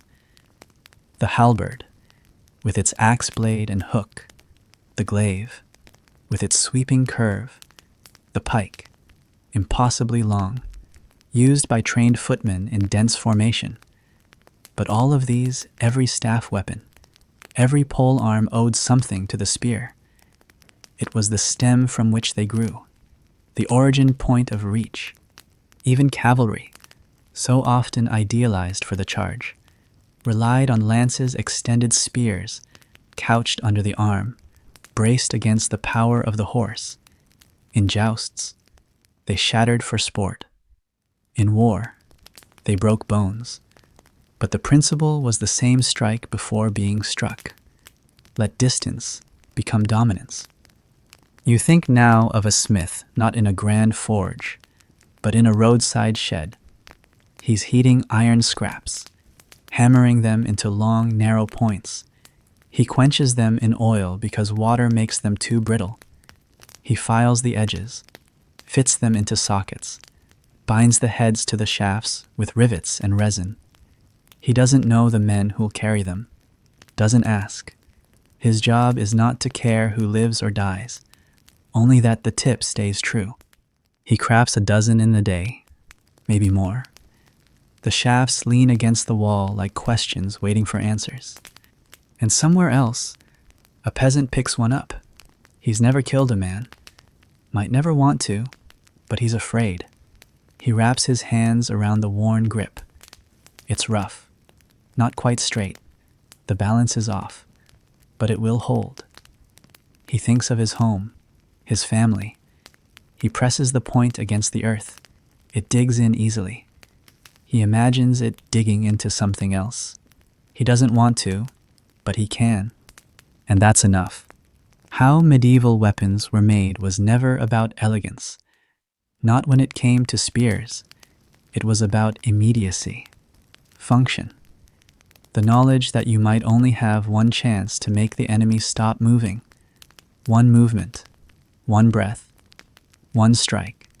In old armories, spears are rarely displayed. They lean in corners, dusty, splintered, forgotten. Museums prefer swords for their symbolism, prefer armor for its artistry, but the spear was a tool. It has no illusions. It never pretended to be beautiful. Yet it is. In the way a tree bending in wind is beautiful, in the way lightning splits a field and doesn't stay to explain itself, in the way a man survives one more moment because the thing in his hand gave him just enough distance to make it matter. You remember a spear in a story once, not because of how it looked, but because of what it didn't do. It stayed raised. The man holding it never swung. He didn't have to. Some weapons take. The spear gives you time. A sword may take a life, but a shield remembers the lives it tried to keep. That is its burden and its purpose. Among all the weapons and tools of war, the shield is the most intimate in its violence. It does not strike first, but it does arrive first. It does not chase the opponent, but it stands between breath and blade, muscle and metal. A shield absorbs. A shield receives. A shield tells the truth about the battle, one impact at a time. In the early medieval period, shields were round, broad, often made from layers of linden or fur, glued and wrapped in leather. They weren't designed to last forever. They were designed to serve a purpose, then break in the doing of it. Light enough to be carried for hours, strong enough to block a sword, sometimes edged with rawhide or iron. They were tools of proximity, the kind of thing you had to trust because you were standing too close to trust anything else. The grip was central, held behind a metal boss, a domed plate that jutted out from the middle. The boss deflected thrusts and absorbed shock. The hand behind it gripped tight, fingers wrapped in linen or calloused by repetition. This style allowed mobility. The fighter could punch with the shield, pivot it quickly, use it to trap a blade or shove an enemy. But it came at a cost. The arm bore the weight of every strike directly. A blow against the shield was a blow against the wrist, the elbow, the shoulder. After an hour of fighting, a soldier's shield arm trembled, whether he'd been struck or not. How medieval weapons were made is written not just in what they inflicted, but in what they demanded defense against. As swords grew longer and axes heavier, as arrows found more strength behind their flights, shields adapted.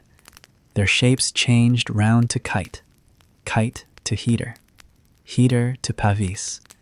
The kite shield, long and tapering, offered greater protection for mounted knights, guarding the leg and side. The heater, smaller and more maneuverable, became favored in later periods. The pavis, tall and rectangular, was used by archers and crossbowmen who needed cover while they reloaded a portable wall, sometimes as tall as a man. Each form reflected a shift in how battle was waged. The shield had to evolve, not only to stop different attacks, but to serve different types of movement, posture, formation. But one truth remained: the shield was not passive. It was not just a wall. It was a partner. To carry one well was to learn its weight as part of your own. To fight with one was to trust it completely. You imagine a young man stepping into battle with a shield newly given to him. The leather still creaks, the paint red and gold. The color of someone else's family hasn't chipped yet. He holds it at first as if unsure where to place it. High close wide. He watches the men around him, some veterans, some just as new, and mirrors them. The first strike comes fast, and the shield jerks back against his chest. The sound is louder than he expected. Not a clang. A dull, physical thud that echoes in his ribs. He adjusts his grip. The next strike doesn't knock him off balance. The third doesn't reach him at all. By the end of the fight, the shield is dented, scuffed, stained, but it is still whole, so is he. Shields were decorated, yes, not always for ceremony, but for recognition. In the swirling chaos of a melee, knowing who stood beside you could mean the difference between survival and confusion. Colors, symbols, stripes, sometimes just a mark of chalk or ash, drawn hastily before the charge. They weren't flags. They weren't banners. They were names written in wood and iron. But over time, the decorations faded, the edges splintered, rain soaked through the leather, fire blackened the rim, and as the shield aged, it became a map of its own endurance. Every scratch a decision, every dent a near miss, every crack a conversation that didn't end you. Some were preserved, hung in halls, displayed above hearths. Most weren't. They were left behind after battle, buried with the dead, or burned for warmth when the nights grew too long. A few survived only as backsplashes of memory, a knight recalling the way his father's shield sounded when it caught a spear, or the way it slid from his grasp when he fell. How medieval weapons were made found their answer in these pieces of defense, the ways they were forced to adapt, to receive, to endure. A good shield did not make you invincible, but it made the difference between being broken and being bent. There is a reason, perhaps, that in many cultures the shield was sacred. In Sparta, it was said that a man should return with his shield or on it, not as a matter of pride, but because the shield protected more than himself. It protected the line. To lose it meant more than cowardice. It meant risking others. And while that ideal was not always followed in practice, no myth survives uncracked. It speaks to something essential about the shield. It was communal. In formations, shields overlapped. A man's shield covered not just his body, but part of his neighbor's. When one raised, the next raised higher. When one lowered, the line weakened. Shields were meant to stand together.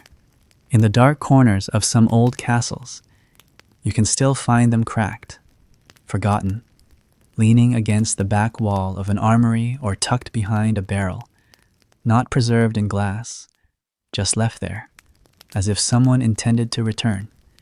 If you touch the surface, it flakes. If you tap the edge, it doesn't ring. But if you press your palm flat across the face, you can feel the indentations where something struck, where something stopped, where someone refused to fall.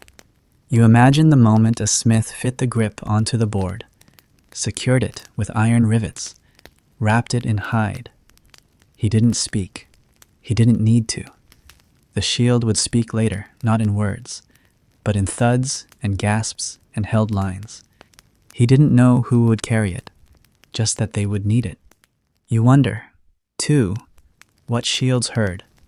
All those impacts, the war cries, the groans of injury, the quiet resolve in a line of men who hadn't yet moved but knew they would soon. You wonder whether a shield, if it could speak, would tell stories of valor or of fear, of hesitation, of the weight not just of enemy blows, but of hope held a little too tightly.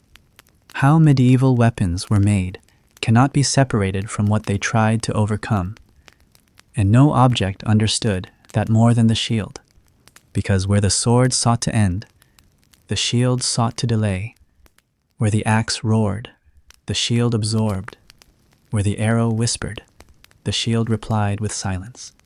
There is something strangely comforting about that. The idea that, in all the violence of the medieval world, there existed something built not to attack, but to protect. Something that stood, not because it could move fast or shine bright, but because it could take whatever came and keep standing. Every fortress believed in its own endurance. Tall stone, iron gates, archers behind slits, boiling oil. The walls sang of permanence. The battlements boasted lineage and pride. But for every wall, there was a mind-sharpening tools outside it. And in that tension, one of stone dreaming it could not fall, and steel dreaming it could tear, medieval warfare found its cruelest symmetry. It is easy to imagine war in sweeping gestures, a battering ram splitting doors, a catapult flinging ruin, a tower crawling across the field. But sometimes, siege was quieter. Sometimes, it arrived as a single iron hook, tied to a rope, thrown high toward a ledge or timber brace. And sometimes, the thing that failed first wasn't the wall itself, but the hinge behind a support beam, yanked until it cracked, the door sagging, the arch trembling, the gate sighing open, not with drama, but with exhaustion. How medieval weapons were made becomes especially haunting when we look at the tools meant not for killing directly, but for breaking what protected. Siege hooks were made in iron, not decorative, not large. Some resembled fishing gaffs, others had twin prongs. The shaft could be wood or chain, the point carefully shaped to lodge in mortar cracks or wood seams. They were thrown or lifted on poles. Sometimes, they were attached to ladders to be used mid-ascent, and when they bit, they were pulled. Not once, not quickly, but again, and again, and again, until the stone shuddered. One soldier might hold the rope, then 2, then 10, pulling not with fury, but rhythm, leaning back like oarsmen. Above them, defenders might pour tar or drop stones, might hack at the line with axes, but if the rope held and the hook did not slip, the wall began to hum, not visibly, but inside the stone. Old pressure woke. A fracture from a century ago began to grow. A brace beneath the tower shifted. Siege hooks were not famous. No bard sang of the man who threw one. No banner bore their image. But in the dark hours before a castle fell, when the final breach was not a hole in the wall, but a door that would not close again, they were often the first whisper of collapse. And what a strange violence it was not to attack a man, but to unmake what he trusted. Sometimes the hook was used to dismantle, pulling away the defenses built hastily before the real walls.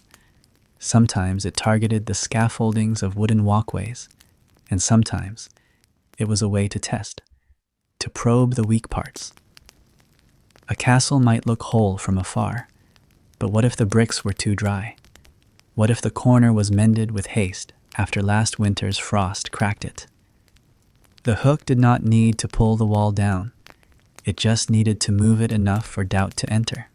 Imagine now a lone siege worker, not a knight, not even a proper soldier, just a builder, conscripted for the task. He squats at the edge of the forward trench, squinting upward at the enemy wall. He holds a long shaft of ash wood, tipped with iron that curves like a cruel shepherd's crook. He waits until the arrows stop falling, then rises, swings, and hurls. The hook catches something, maybe a parapet, maybe a joist, maybe nothing at all, but the hook lands. The rope goes taut. Others join. They pull. They wait. They pull again. In his hands, the hook is not glorious. It is hopeful, or desperate, or both. How medieval weapons were made meant designing for context. A sword is meant for open field, a lance for the charge. But a siege hook and its cruel cousins, the pick, the crowbar, the pry wedge, they are for walls. They are for siege, and siege is for patience.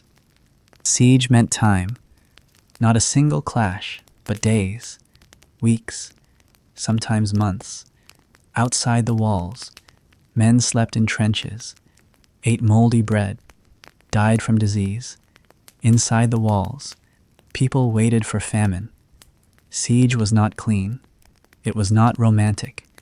It was wrought and cold and whispered rumors. And in all that, tools like the hook were reminders that the enemy was not merely watching. He was reaching, tapping, tugging. Every night the defenders might hear it. A scrape below, a thunk, a distant creak. Was that the stone settling or someone pulling? There is a cruelty to tools that do not kill, but instead displace. A catapult breaks a body. A sword opens a vein. But the siege hook breaks what you thought would never move. And once something has moved, once you've seen that a hinge can bend or a wall can sway, trust does not return. Hooks weren't always used from a distance. Some were fixed to beams carried under cover, like the testudo or mantelet mobile shelters that crept forward. A team of men could wedge the hook into a vulnerable part of the gate. The others would use levers to amplify the force. One pull might fail, two might not, and if the wood split or the bolt snapped, the opening came suddenly. Not dramatic, not fire and glory, just a crack, a gap wide enough to crawl through. Then it was done. And yet, most often, the siege hook failed. It slipped. The rope was cut. The defenders hurled boiling pitch or hot sand. The user died with no legacy. But even then, the hook changed the rhythm of the siege. The defenders knew someone was trying. The walls were not sacred. They were being touched. And in war, sometimes it is enough just to make the other side doubt. You wonder how many fortresses fell, not because the wall crumbled, but because the sound of something scratching below it became unbearable. Because the defender, hearing that sound, began to think, we are not safe. Because safety, once questioned, becomes brittle.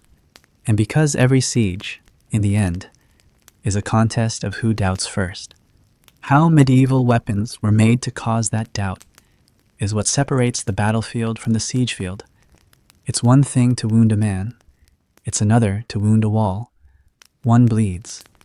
The other collapses quietly. The hook, then, was not about destruction. It was about permission. The moment the first beam gave, the moment the hook tore something loose, the men behind it saw a door where before there was only stone.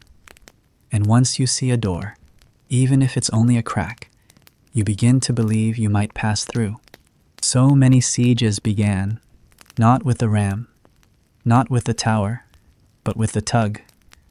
That small moment where something ancient yielded, and a man whispered to the others, it moved. They didn't need more. They had time, they had rope, and they had the hook. The battlefield was not the beginning. Before the clash, before the steel shrieked against shield and bone, before banners waved or drums thundered, there was the furnace, a quiet inferno, glowing somewhere behind the hills. You may never have seen it, but the war began there. It began with fire, not the fire of destruction, but of creation, controlled, coaxed, feared, respected, the kind of fire that demanded time, that softened stone into breath, that turned ore into blood.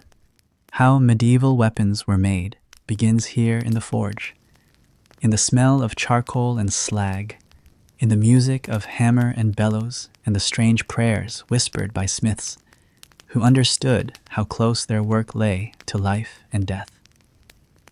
Because when you craft a weapon, you are not simply making a tool. You are shaping a future confrontation. You are deciding the angle of a wrist in motion, the balance of a life about to end or be preserved. The process began in the earth, iron ore, dug from the ground in rough, dirty clumps, was not yet anything. It was potential iron sand, bog ore, hematite. It needed to be roasted, crushed, and smelted in a bloomery, one of the earliest forms of smelting furnaces. The bloomery itself was deceptively simple, a vertical shaft built of clay and stone, packed with alternating layers of charcoal and ore. Air was blown in through side holes, either by lung bellows or later by water-powered bellows. As the heat rose, chemical alchemy took over. The iron separated itself from its impurities, not completely, but enough. The result was not molten metal, as many imagine, but a sponge-like bloom glowing, solid, shot through with slag. It had to be beaten, hammered, while still hot to squeeze out the waste, to refine it into something usable. This step took strength, rhythm, and incredible intuition. Not every bloom became a sword. Some became nails, others bars, others, forgotten in corners, rusted before they ever touched battle. For weapons, however, the smith required more than function. He required control. He had to understand grain and edge, bend and brittleness. Pure iron was too soft. Steel iron mixed with carbon was harder, held an edge, resisted impact. But to create steel required skill in managing that carbon. And so the smiths learned. They folded the iron. They welded steel faces onto iron cores. They heated and quenched, sometimes in oil, sometimes in water to temper the blades. But none of it was scientific in the modern sense. It was felt, heard, judged by color and tone and resistance. A sword might be tested by slicing through straw, or a shield edge. If it rang true, if it bent but did not break, if the edge held against a bone, it was deemed worthy. Not perfect, just worthy enough. You imagine a village smith, older than the soldiers who visit his forge, his eyes half clouded by smoke and time. He does not march to war, but his hammers do. His hands have never held a sword in fury, but 100 blades have left his anvil. He knows the balance of each. He recognizes them when they return chipped, dulled, blooded, sometimes broken, the ones that come back broken. He melts again. He never asks the names of those who carried them. In larger cities or under royal patronage, things scaled, guilds emerged. Swordsmiths in Toledo, bladesmiths in Solingen, armorers in Milan. These centers became names of reputation, not just for their wares, but for the secrets they guarded. Recipes for steel, shapes of fuller grooves, ratios of tin and bronze for decorative hilts. Some were whispered from master to apprentice only. Some were buried with them. But even in these centers of production, the work remained partly mystical. A good blade was not merely functional. It had to feel alive in the hand. It had to carry something of the fire it was born from. And then there was the armor, forged, not for cutting, but for resisting. Plate required large sheets of metal, hammered into shape over forms or freehand, articulated joints, riveted plates, visored helms. All these demanded not only strength, but subtle geometry. An armorer needed to understand the human form intimately, not just where the shoulder turned, but how it turned under stress, not just where the rib ended, but how it moved when breath was drawn quickly. How medieval weapons were made included this relationship to the body. A weapon was an extension of its wielder. Armor was its mirror, a second skin, and neither could be right unless the smith thought not just about metal, but about muscle. The forge, then, was not just where war was born, it was where a kind of philosophy was practiced. The smith had to understand fear not in himself, but in the user. He had to imagine the weapon being trusted, failing, succeeding. He had to build not just hardness, but reliability. A sword that shattered was worse than one that dulled. A shield that cracked under pressure betrayed not just one fighter, but the line behind him. So the forge was filled not with pride, but with caution. No smith ever declared his blade immortal. He hoped, instead, that it would be enough. Sometimes, they marked their work. A small stamp at the base of the blade, a scratch on the tang. Not for fame, for memory. A way to say I was here. I shaped this. Whatever happens next, this was mine. There is something deeply humbling in that. The battlefield remembers the victors. The forge remembers the weight. You can still see these marks on museum swords. Faint lines, tiny initials, a date. If you're lucky, they don't shout. They whisper, like the hiss of metal being quenched, like the sound of the bellows breathing in, like the sigh of charcoal turning to ash.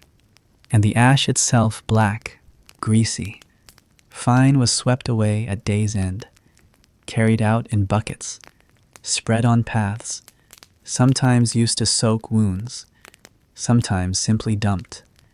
But in that ash was every failure, every fragment, every sliver of steel that didn't survive the shaping. It was where unmade swords lived, and there were many. Because the truth is, not all iron becomes weapon. Not all heat leads to forging. Sometimes the metal resists. Sometimes the hammer lands wrong. Sometimes the fire is too fierce or too weak. But the smith continues, because there will be more war, more need, more hands reaching out for something sharp, something strong, something shaped in fire and quenched in intention. And when they reach, the smith will offer not a promise, but a blade, not unbreakable, but balanced, not flawless, but faithful. This is how medieval weapons were made in silence, in smoke, in effort so precise it looked like instinct, in places where the war had not yet arrived, but already echoed. You stand outside that forge now, just in your mind. You hear the hammer, you see the red glow behind the door, and you understand not all warriors wore mail. Some wore soot. It begins not with a string being drawn, not with the arrow loosed, but with a tree. A single yew, old and twisted by mountain wind, grows slowly in the shade of others. Its heartwood, dense and ancient, sleeps beneath the pale outer sap. For decades, it reaches toward the light, unaware of the kingdoms it will one day touch.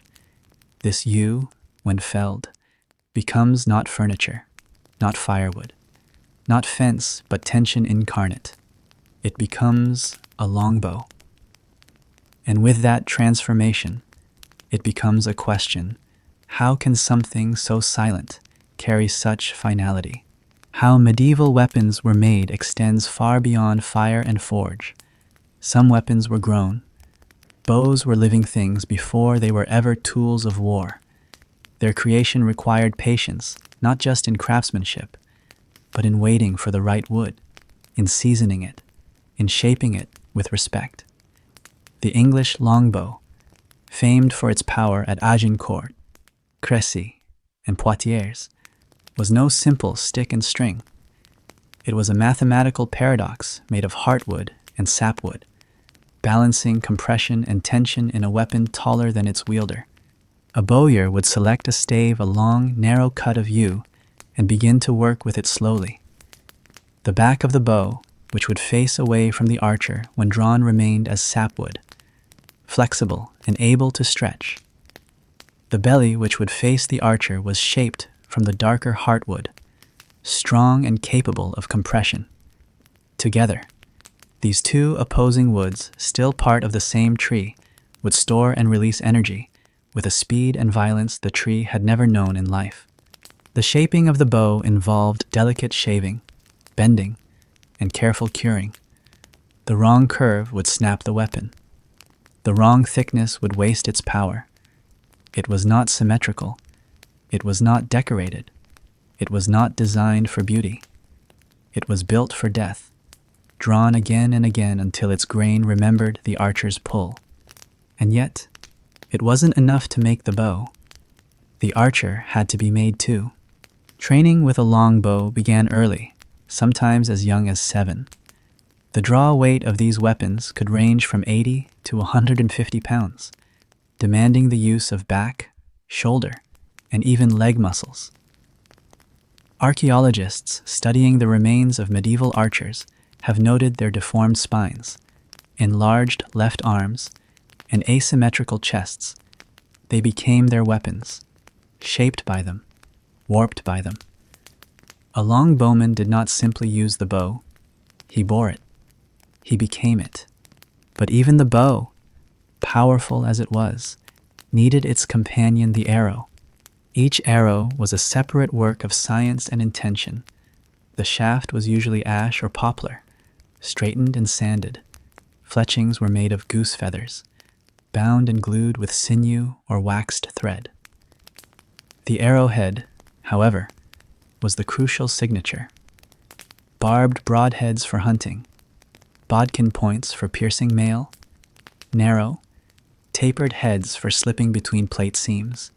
Arrowheads were forged in mass during war preparations, stamped, twisted, quenched. Some towns became known for them. Smiths would work for weeks producing nothing but arrowheads by the thousand. During the height of the 100 Years' War, it's estimated that an English army could bring over 500,000 arrows into a single campaign. Archers were expected to fire 10 to 12 arrows per minute.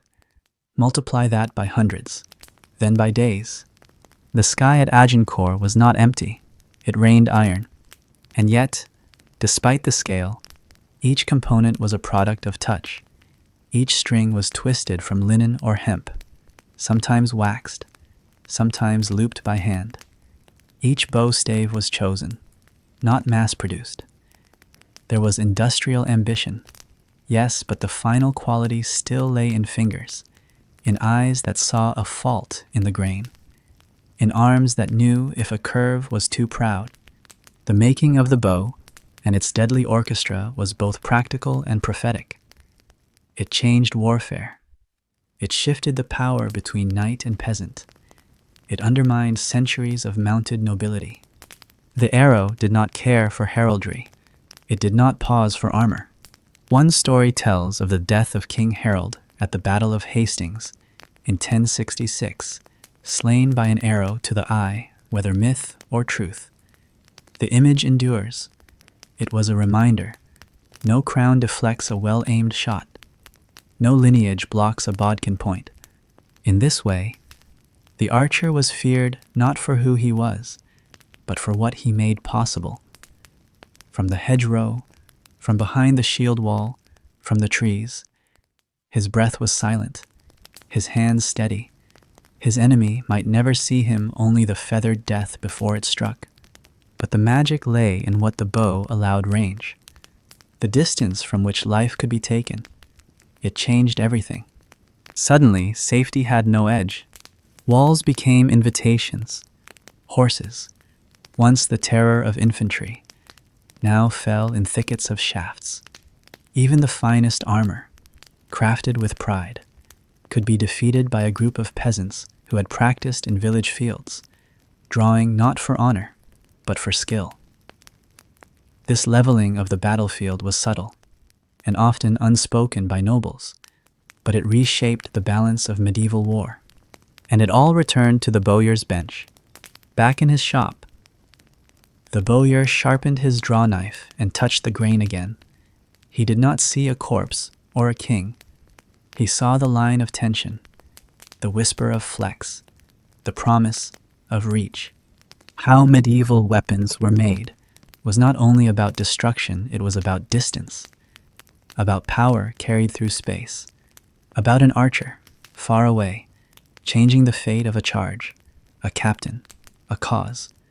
You imagine now the racks in an English castle, rows of longbows, stacked like sleeping giants.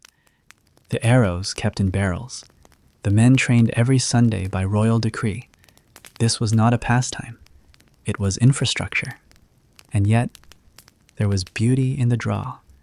The quiet moment when an archer raised his bow, the way the string tightened with breath, the pause before the exhale, the instant of release. It was not just weaponry, it was ritual. And like all rituals, it carried weight beyond the act. The bow did not simply kill. It warned. It watched. It waited. It shaped history from the shadows of hedges and ridgelines. You feel it now, the tension in your own spine as if drawing invisible string. You hear the rustle of feathers, the knock, the breath held. And in that moment, you understand the bow is not the wood, not the string, not even the arrow. It is the pause, the held breath of history before it breaks. There is a strange quiet before a siege begins. Not the silence of peace, but of preparation, a stillness filled with calculation. You walk among the engineers and carpenters, the scribes and the soldiers who carry timber. They do not speak loudly. They measure, they align, they brace. Because what they build is not just for war, but for inevitability. These are not weapons you carry. These are weapons you live beneath. To understand how medieval weapons were made, you must stand in the shadow of the trebuchet, the grandchild of the sling, the cousin of the balance scale, the nemesis of stone walls. Its construction did not begin on a battlefield but on a scroll. An engineer, trained perhaps in monastic silence or among Arab scholars, would draft its design with charcoal and compass. Angles were marked, ratios measured, proportions balanced between throwing arm and counterweight. This was not trial and error alone. It was geometry made loud. The materials, however, were simple: oak and ash beams for strength, iron nails and bindings for endurance, ropes, thick as your wrist, twisted from hemp or horsehair, and lubricated with tallow or wax to reduce friction. The construction site resembled a carpenter's workshop, more than a battlefield at least, until the wheels arrived. Then it looked like a rising cathedral of violence. The trebuchet's frame was built first, a towering structure with solid supports, grooved tracks, and cross-bracing that could endure not just the impact of firing, but the slow torture of waiting. At the heart of it all was the throwing arm, a beam balanced on an axle, with a sling at one end and a box for counterweights at the other. This beam was carved with care, sanded smooth, reinforced with bindings at key stress points. It had to be light enough to swing fast, but dense enough to survive hundreds of launches. Then came the mathematics of weight. A single trebuchet might hurl projectiles of 90 to 150 kilograms stones. Firepots, sometimes even rotting animal carcasses or dead bodies flung, as psychological and biological weapons. To counter that mass, the trebuchet's engineers would fill the counterweight with sand, stones, or lead scrap often more than 10 times the projectile's weight.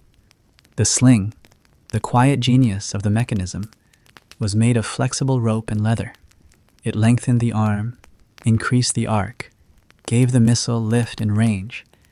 A single miscalculation in its length could send the projectile sideways. A knot tied too tight might snap the payload into the ground. Thus, even the sling had to be tuned like a lyre, not for melody, but for destruction. But the true weapon was time. To build a trebuchet took days, sometimes weeks.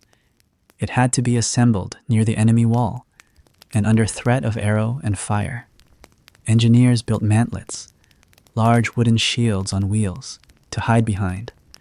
Others dug trenches and raised earthen mounds to protect the builders. Siege warfare was not swift. It was a ritual. It was a slow dance of dominance.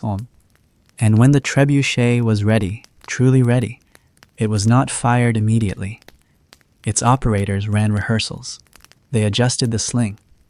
They gauged the distance by watching how stones bounced or broke. They calculated wind, angle, rhythm. Firing a trebuchet was not like launching an arrow. It was like tuning a storm. You imagine standing beneath it, the creak of the counterweight rising, the breathless moment of suspension. The sudden drop and the arm swings forward, and the stone arcs through the sky like a blunt prophecy. It whistles as it goes. You feel it in your chest. Not the impact, but the promise of it. If the stone hits true, the wall trembles. If not, the engineers adjust. They do not panic. They learn. This, too, is part of how medieval weapons were made, not just in the crafting, but in the calibration. These machines were not precise in the modern sense, but they were consistent in the hands of the right crew. They could destroy gatehouses. They could crack towers. They could break morale. And they were not the only machines. The ballista, sometimes called the bolt thrower, was essentially a giant crossbow powered by torsion from twisted sinew ropes. It launched long iron bolts, or massive darts, capable of impaling enemies through shields and mail. Constructing one required not just wood and metal, but an understanding of torque, tension, and elasticity. The arms had to be carved from wood that could flex without snapping, and the sinews had to be kept dry and tight, or the shot would lose force. There were also the mangonels, tension-powered catapults that hurled stones using a wound skein of twisted fibers, less powerful than trebuchets, but quicker to fire and easier to build. They were the early medieval choice until the counterweight revolution spread from the Islamic world and Byzantium into Europe.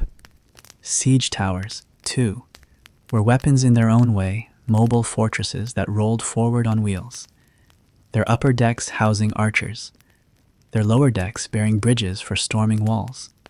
And then the battering ram, a log, often capped in iron, suspended from a wooden frame, sometimes cloaked in a roof soaked in water to prevent it from being burned. Men would swing it in rhythm, chanting or singing to maintain pace. Boom, boom, boom. The door would shudder, the hinges creak. Eventually, something would give. A ram was not elegant. It was inevitable. All of these, the trebuchet, the ballista, the mangonel, the ram, were extensions of the engineer's mind. They were not spontaneous creations. They were taught, refined, passed down in diagrams and demonstrations, sometimes in universities, sometimes by military orders, and sometimes in silence, from one besieging army to another. The men who built them were not always soldiers. Sometimes they were masons, sometimes carpenters. Occasionally monks or scholars brought along for their geometry. But when the siege ended, they were often silenced. You do not become a hero for building machines that collapse cities. You are remembered, perhaps, only by the weapons themselves. One chronicler noted how a single siege engine, the Wolf, took down a section of castle wall that no army had breached in 2 centuries. No one knows the name of the man who built it, but we remember the stone that fell. In this, the siege engineer resembles a ghost, present only through the ruin he leaves behind. But if you walk among the remains, the splintered beams, the cracked throwing arms, the rusted bolts, you can feel the thought behind it.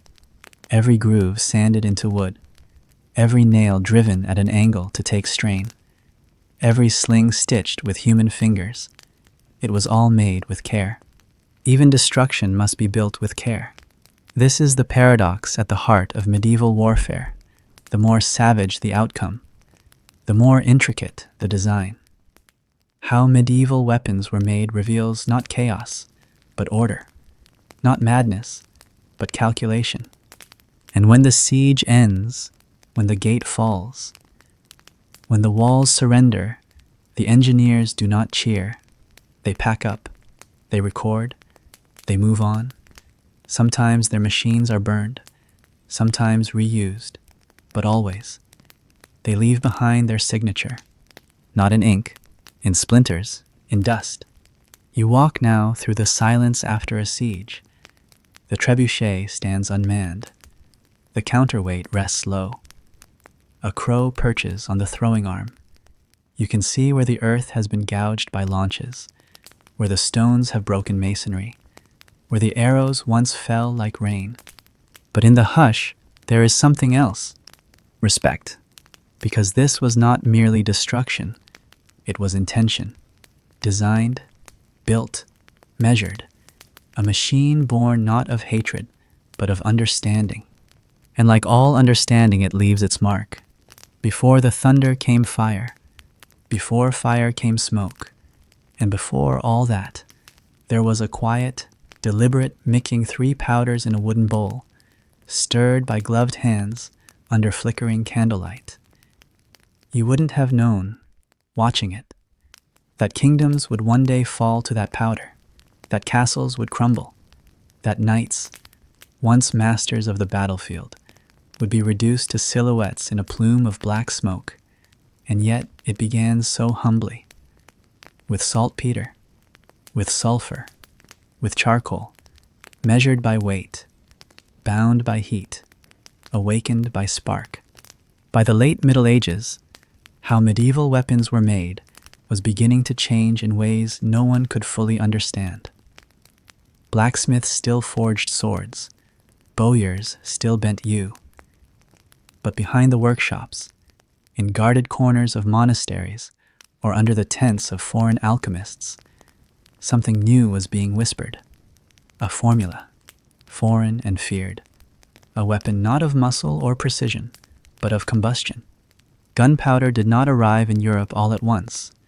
Its earliest traces came by way of the Silk Road, the Arab world, or returning crusaders.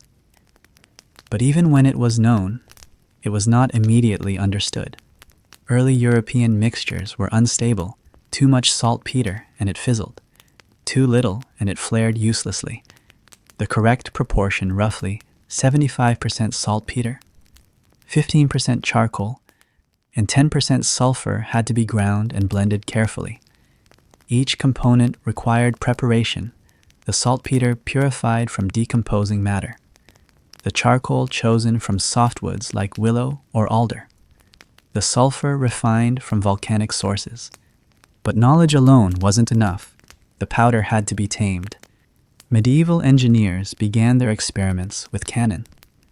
Though the earliest examples looked more like closed iron cauldrons than the elegant bronze tubes of later warfare.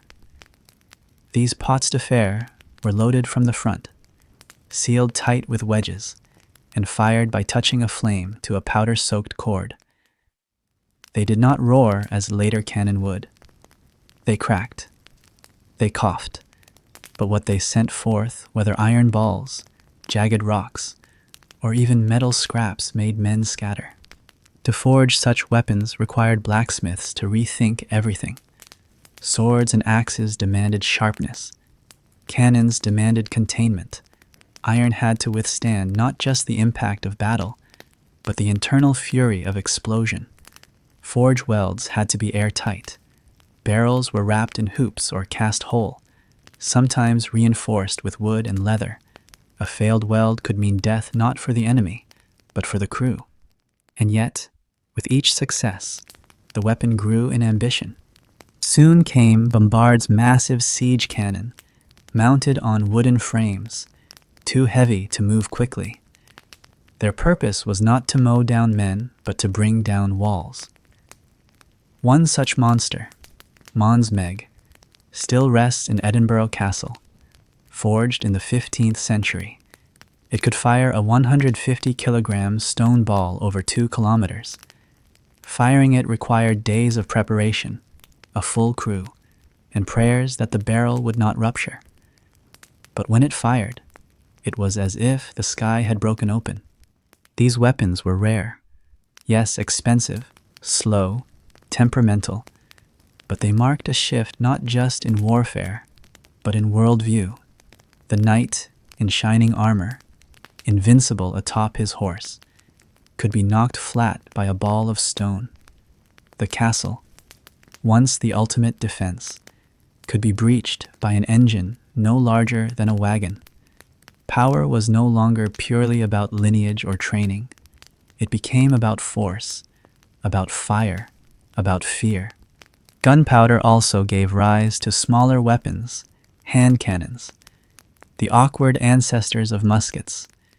These were often no more than a metal tube mounted on a wooden stock, lit with a match cord and aimed vaguely in the direction of the enemy. They were wildly inaccurate. They were slow to reload. They sometimes exploded in the shooter's hands, but they terrified. The noise alone could rout horses. The smoke turned battlefields into nightmares. And most of all, they bypassed armor. Plate mail, once the pride of nobles, offered little against a lead ball. Even if it wasn't penetrated, the concussive force could shatter bone. Slowly, armor grew heavier, then thinner, then disappeared altogether. Not because men were braver, but because it no longer helped. This evolution from bow to powder, from forge to fire, rewrote the story of how medieval weapons were made. Artisans were forced to adapt. Gunpowder had to be produced in bulk, so towns built powder mills dangerous, often explosive places where the three ingredients were ground and blended in rotating barrels. Workers wore wool to avoid sparks. Bare metal was forbidden. Some mills floated on rivers to isolate them. Accidents were common. Entire mills disappeared in single flashes. Gun founders' men who specialized in casting cannon became elite craftsmen. They calculated bore sizes, wall thickness, and fuse lengths. Their names were sometimes etched into the barrel alongside coats of arms.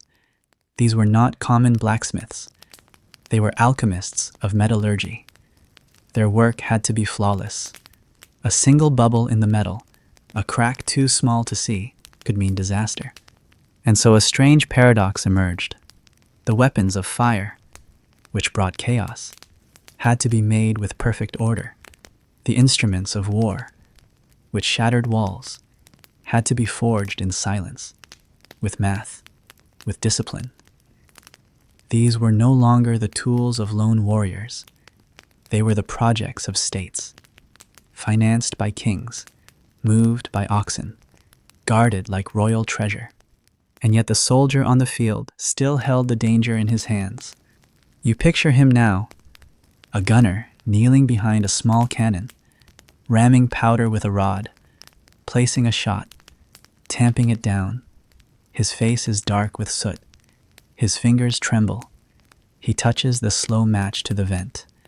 There's a pause, a hiss, and then thunder. He cannot see what he hit. Smoke obscures the field. His ears ring, but he knows something changed. The silence after the shot is not the silence before. It's heavier now. And still, behind him, others grind more powder. Still others pour lead into molds, casting shot. Still others roll barrels of powder to the front lines, one misstep away from explosion. This was how the new age of medieval warfare emerged, not in a single moment, but in repetition. Each gun fired, each wall cracked, each blacksmith reforged. In time, the longbow faded.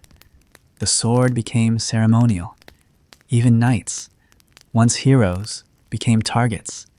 But you understand now the weapons did not kill the age of chivalry. The way they were made did. How medieval weapons were made had always involved care, time, and craft. But with gunpowder, a threshold was crossed. Violence could now be scaled. Fire could now be stored. The tools of death could be built not by hands, but by systems. And with that change, the war changed too. You stand now before a cannon, its barrel cold. The powder scent lingers. The air is quiet. You touch the rim of the mouth, smooth, black, worn.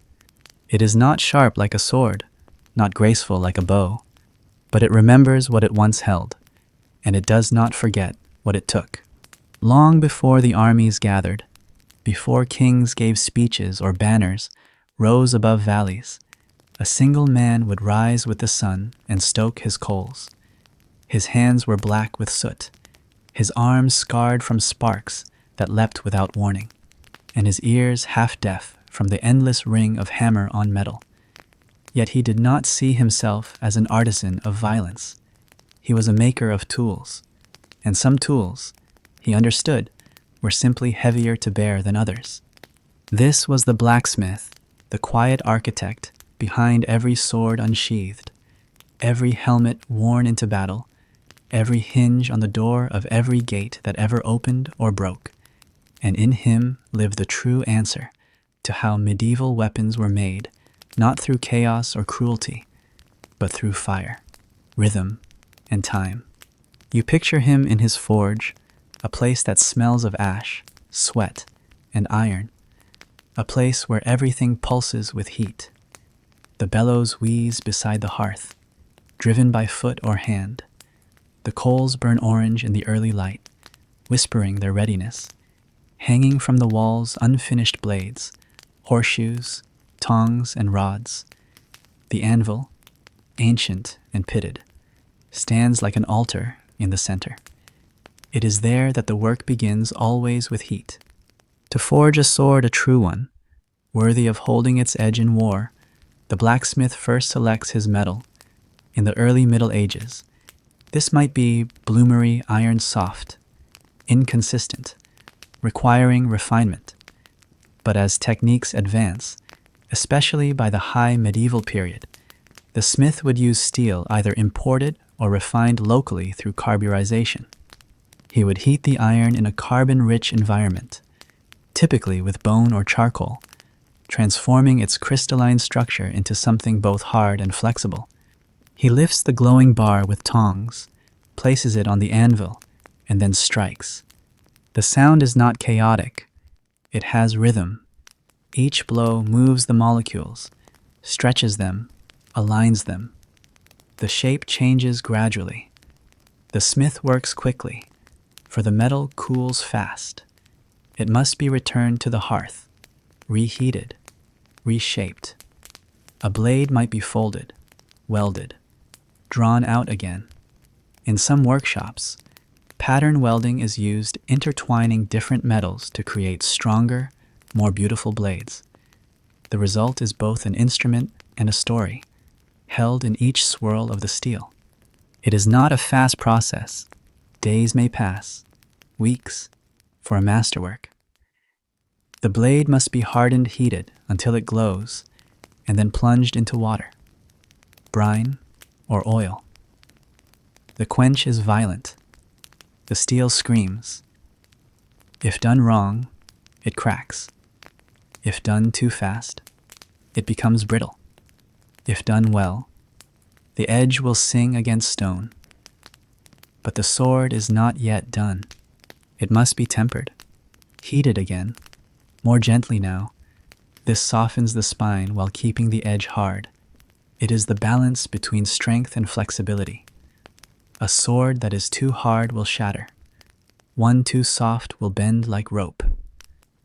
The blacksmith, through instinct and experience, knows the difference by color. Straw yellow, blue, purple. Each shade tells him what the blade needs. Once satisfied, he grinds the edge, polishes the flats, affixes the guard and hilt. The tang, the hidden part of the blade inside the grip, is peened or riveted to hold fast. Leather is wrapped, sometimes wire. A pommel is added both for balance and for beauty. Now, finally, the weapon takes shape. But the blacksmith does more than swords. He shapes spearheads, leaf-bladed, cross-shaped, barbed, depending on purpose and region. He reforges axes, some for splitting wood, others for splitting mail. He casts hinges for crossbows, tips arrows with iron or fire-hardened steel.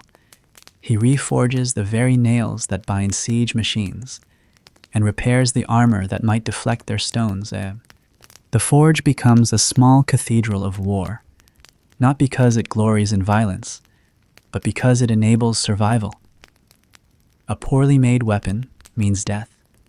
A strong one, life. The blacksmith knows this. So does every man who walks through his door. What many forget is how closely the smith worked with his community. In smaller villages, he was not simply the maker of arms. He shoed horses, repaired tools, fixed locks, cast bells. But when war came, and war always came, his role shifted. He became the silent heartbeat behind every preparation, the The soldiers might train, the lords might argue, but without the smith, there would be no edge to sharpen, no mail to mend. And that mail another marvel. Chainmail was not merely a mass of linked rings. Each ring was drawn from wire, coiled tightly on a rod, then cut into loops. Half were riveted closed, the other half were solid. Together, they were interlinked in patterns, most commonly 4 in 1, until a shirt, a coif, a hauberk took shape. Thousands of rings, each closed by hand. The weight alone was staggering. A full shirt could weigh 15 kilos, but if made correctly, it could stop a blade, slow an arrow, prevent a fatal thrust.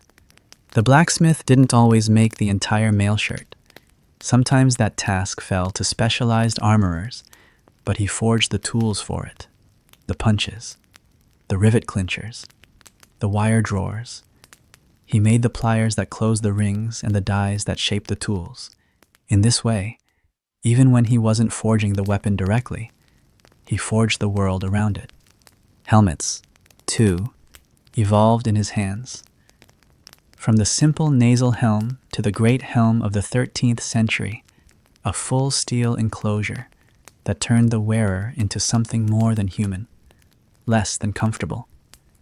These were beaten from plates, shaped over molds, joined with rivets and liners. Ventilation holes were added, eye slits carefully cut. A single mistake could blind a man forever, and yet hundreds were made, each one slightly different, shaped by the needs of the knight who wore it. How medieval weapons were made was never just a matter of iron and fire. It was a matter of trust, between warrior and maker, between tool and purpose. The knight might swing the sword, but it was the blacksmith who made sure it would not break. Toward the end of the Middle Ages, as gunpowder grew louder and cannon replaced the thunder of hoofbeats, the role of the smith shifted once again. Some took up gun founding, learning to cast bronze or iron cannon barrels. Others turned to repair, becoming vital again in a world of fractures and fire. Still others returned to the basics, repairing tools, making hinges, reforging plowshares from old blades. But the memory of their wartime work lingered. In many places, blacksmiths were respected more than priests, feared, too, for they worked with fire. They understood things that others could not. Their forges glowed long into the night, and when silence came, it came not with peace, but with a sword cooling slowly on the anvil. You walk through one such forge now long abandoned. The coals are dead, but the soot remains. You see the grooves worn into the floor where his boots once stood, the lines carved into the workbench by restless hands, the hooks where tools once hung, the faint impression of a handprint on the hearthstone, blackened but whole. There is no sword here, no shield, but the presence is clear, because every weapon you've followed, every bow, every axe, every machine of war began here, with flame, with patience, with a man who understood the weight of his work, and still chose to lift the hammer. In the end, all weapons rust. The sword, once polished bright enough to blind under the sun, dulls and darkens. The edge chips, the hilt loosens. Even the blade that changed the course of a kingdom finds itself buried in earth, forgotten beneath stone, or hung cold and motionless in a museum. The war passes, the wielder fades, and yet, somehow, the memory of the thing lingers. You might think it's the violence that gives the weapon its power, the battles it touched, the men it killed. But no, that's not what truly echoes. What echoes is the way it was made, the care, the ritual, the fire that bloomed not on the battlefield, but in the forge, long before any blood was spilled.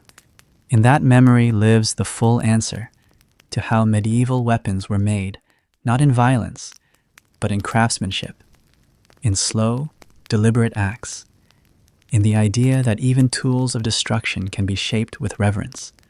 We live now in a world where war has become distant, for many automated, sanitized, made quiet by distance and technology. But in the medieval world, war was personal, and so too were its tools. Each sword had a story. Each bow bore the tension of a human hand.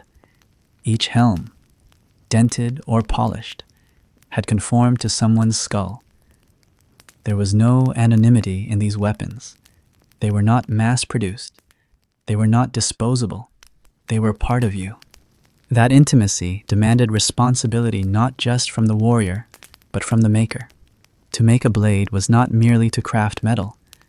It was to prepare someone to face death and perhaps to deal it. And so, there was a kind of sacredness to the act. A smith did not hand off a sword casually. A bowyer did not string a longbow without testing its curve. The maker knew that someone's life would hinge on what they had shaped. And maybe that's what makes it all so haunting. Because you imagine now, somewhere in Europe, in the cold ruins of a forgotten stronghold, a sword still lies. Its tip buried in clay, its grip worn, its edge dulled. And no one remembers the battle it fought in. No one remembers the knight who carried it. But someone, somewhere, once knew the weight of that blade as they held it red hot with tongs, as they hammered it into shape. That someone felt the strain in their forearms, the blistering heat of the forge, the subtle resistance of the steel as it tried to keep its shape. That someone gave it form, and that memory more than the battle, more than the blood, that memory remains. Even as the medieval world gave way to cannon, to arquebus, to flintlock and beyond, the memory of those weapons never truly left. Museums may display them behind glass now, but they still radiate something. Not violence, not pride, but quiet, enduring purpose. You've spent this journey walking behind the scenes, beneath the castles and beyond the battlefields, through smithies, fletchers' sheds, bowyers' corners, and dusty yards filled with broken spear hafts and half-mended helms. You've stood beside the craftsmen, the apprentices, the engineers who risked their hands and lives not for glory, but for function. You've seen the slow and subtle brilliance that goes into each link of mail, each groove along a sword's fuller, each mortise joint on a trebuchet's frame. And somewhere in all that, the weapons stopped being terrifying. They started becoming something else. They became mirrors. Not mirrors in the literal sense, though some blades were polished that bright, but mirrors of the people who made them. The medieval weapon was never just a piece of metal or wood. It was a reflection of its time. A longbow said something about England's forests and the shoulders of its archers. A crossbow told of sieges, of silence before the shot. A falchion hinted at brutal efficiency. A knight's longsword whispered of honor, reach, and precision. Each weapon was a response to a world that demanded survival, a world where shields cracked and arrows rained and walls fell. And in that world, craftsmanship mattered, because no amount of nobility, training, or prayer would save you if your weapon failed. Which is why, even now, when you visit the armory of some ancient cathedral or castle, when you peer at the racks of swords, the rusted pole arms, the glass-cased crossbows, you don't just see war. You see hands. You see the man who folded that steel 16 times until it sang under the hammer. You see the boy who spent 6 months filing a groove that would catch light just right. You see the woman who strung bow after bow until her fingers bled. You see the old smith who carved blessings into the tang where no one would see them just in case. And you realize something profound. The weapon does not endure because it killed. It endures because someone once believed it should be made well. And maybe that's the secret we've lost. Or maybe If you've listened closely tonight, it's the secret you've found again. So you sit now, quietly, by the imagined forge. You feel the heat. You hear the rhythm hammer on metal, sparks rising like stars. You smell the coal and the sweat. You picture a sword, not yet finished, glowing orange and half-formed. The smith stands over it, sleeves rolled, eyes steady. He doesn't speak. He doesn't need to, because this is what he's always done. And somewhere, a knight sharpens his thoughts for the morning. Somewhere, a guard waits by a wooden gate. Somewhere, a child dreams of banners and shining blades. But here, in this forge, all that begins. It is quiet, but not peaceful. It is purposeful. And it is here, always, that history is born not on the battlefield, but in the making of what is held. You reach out now, not to wield, but to understand. Because after all this time, the answer is not who used the weapon, nor who won the war. The answer is how it was made. And that is where the truth always lives.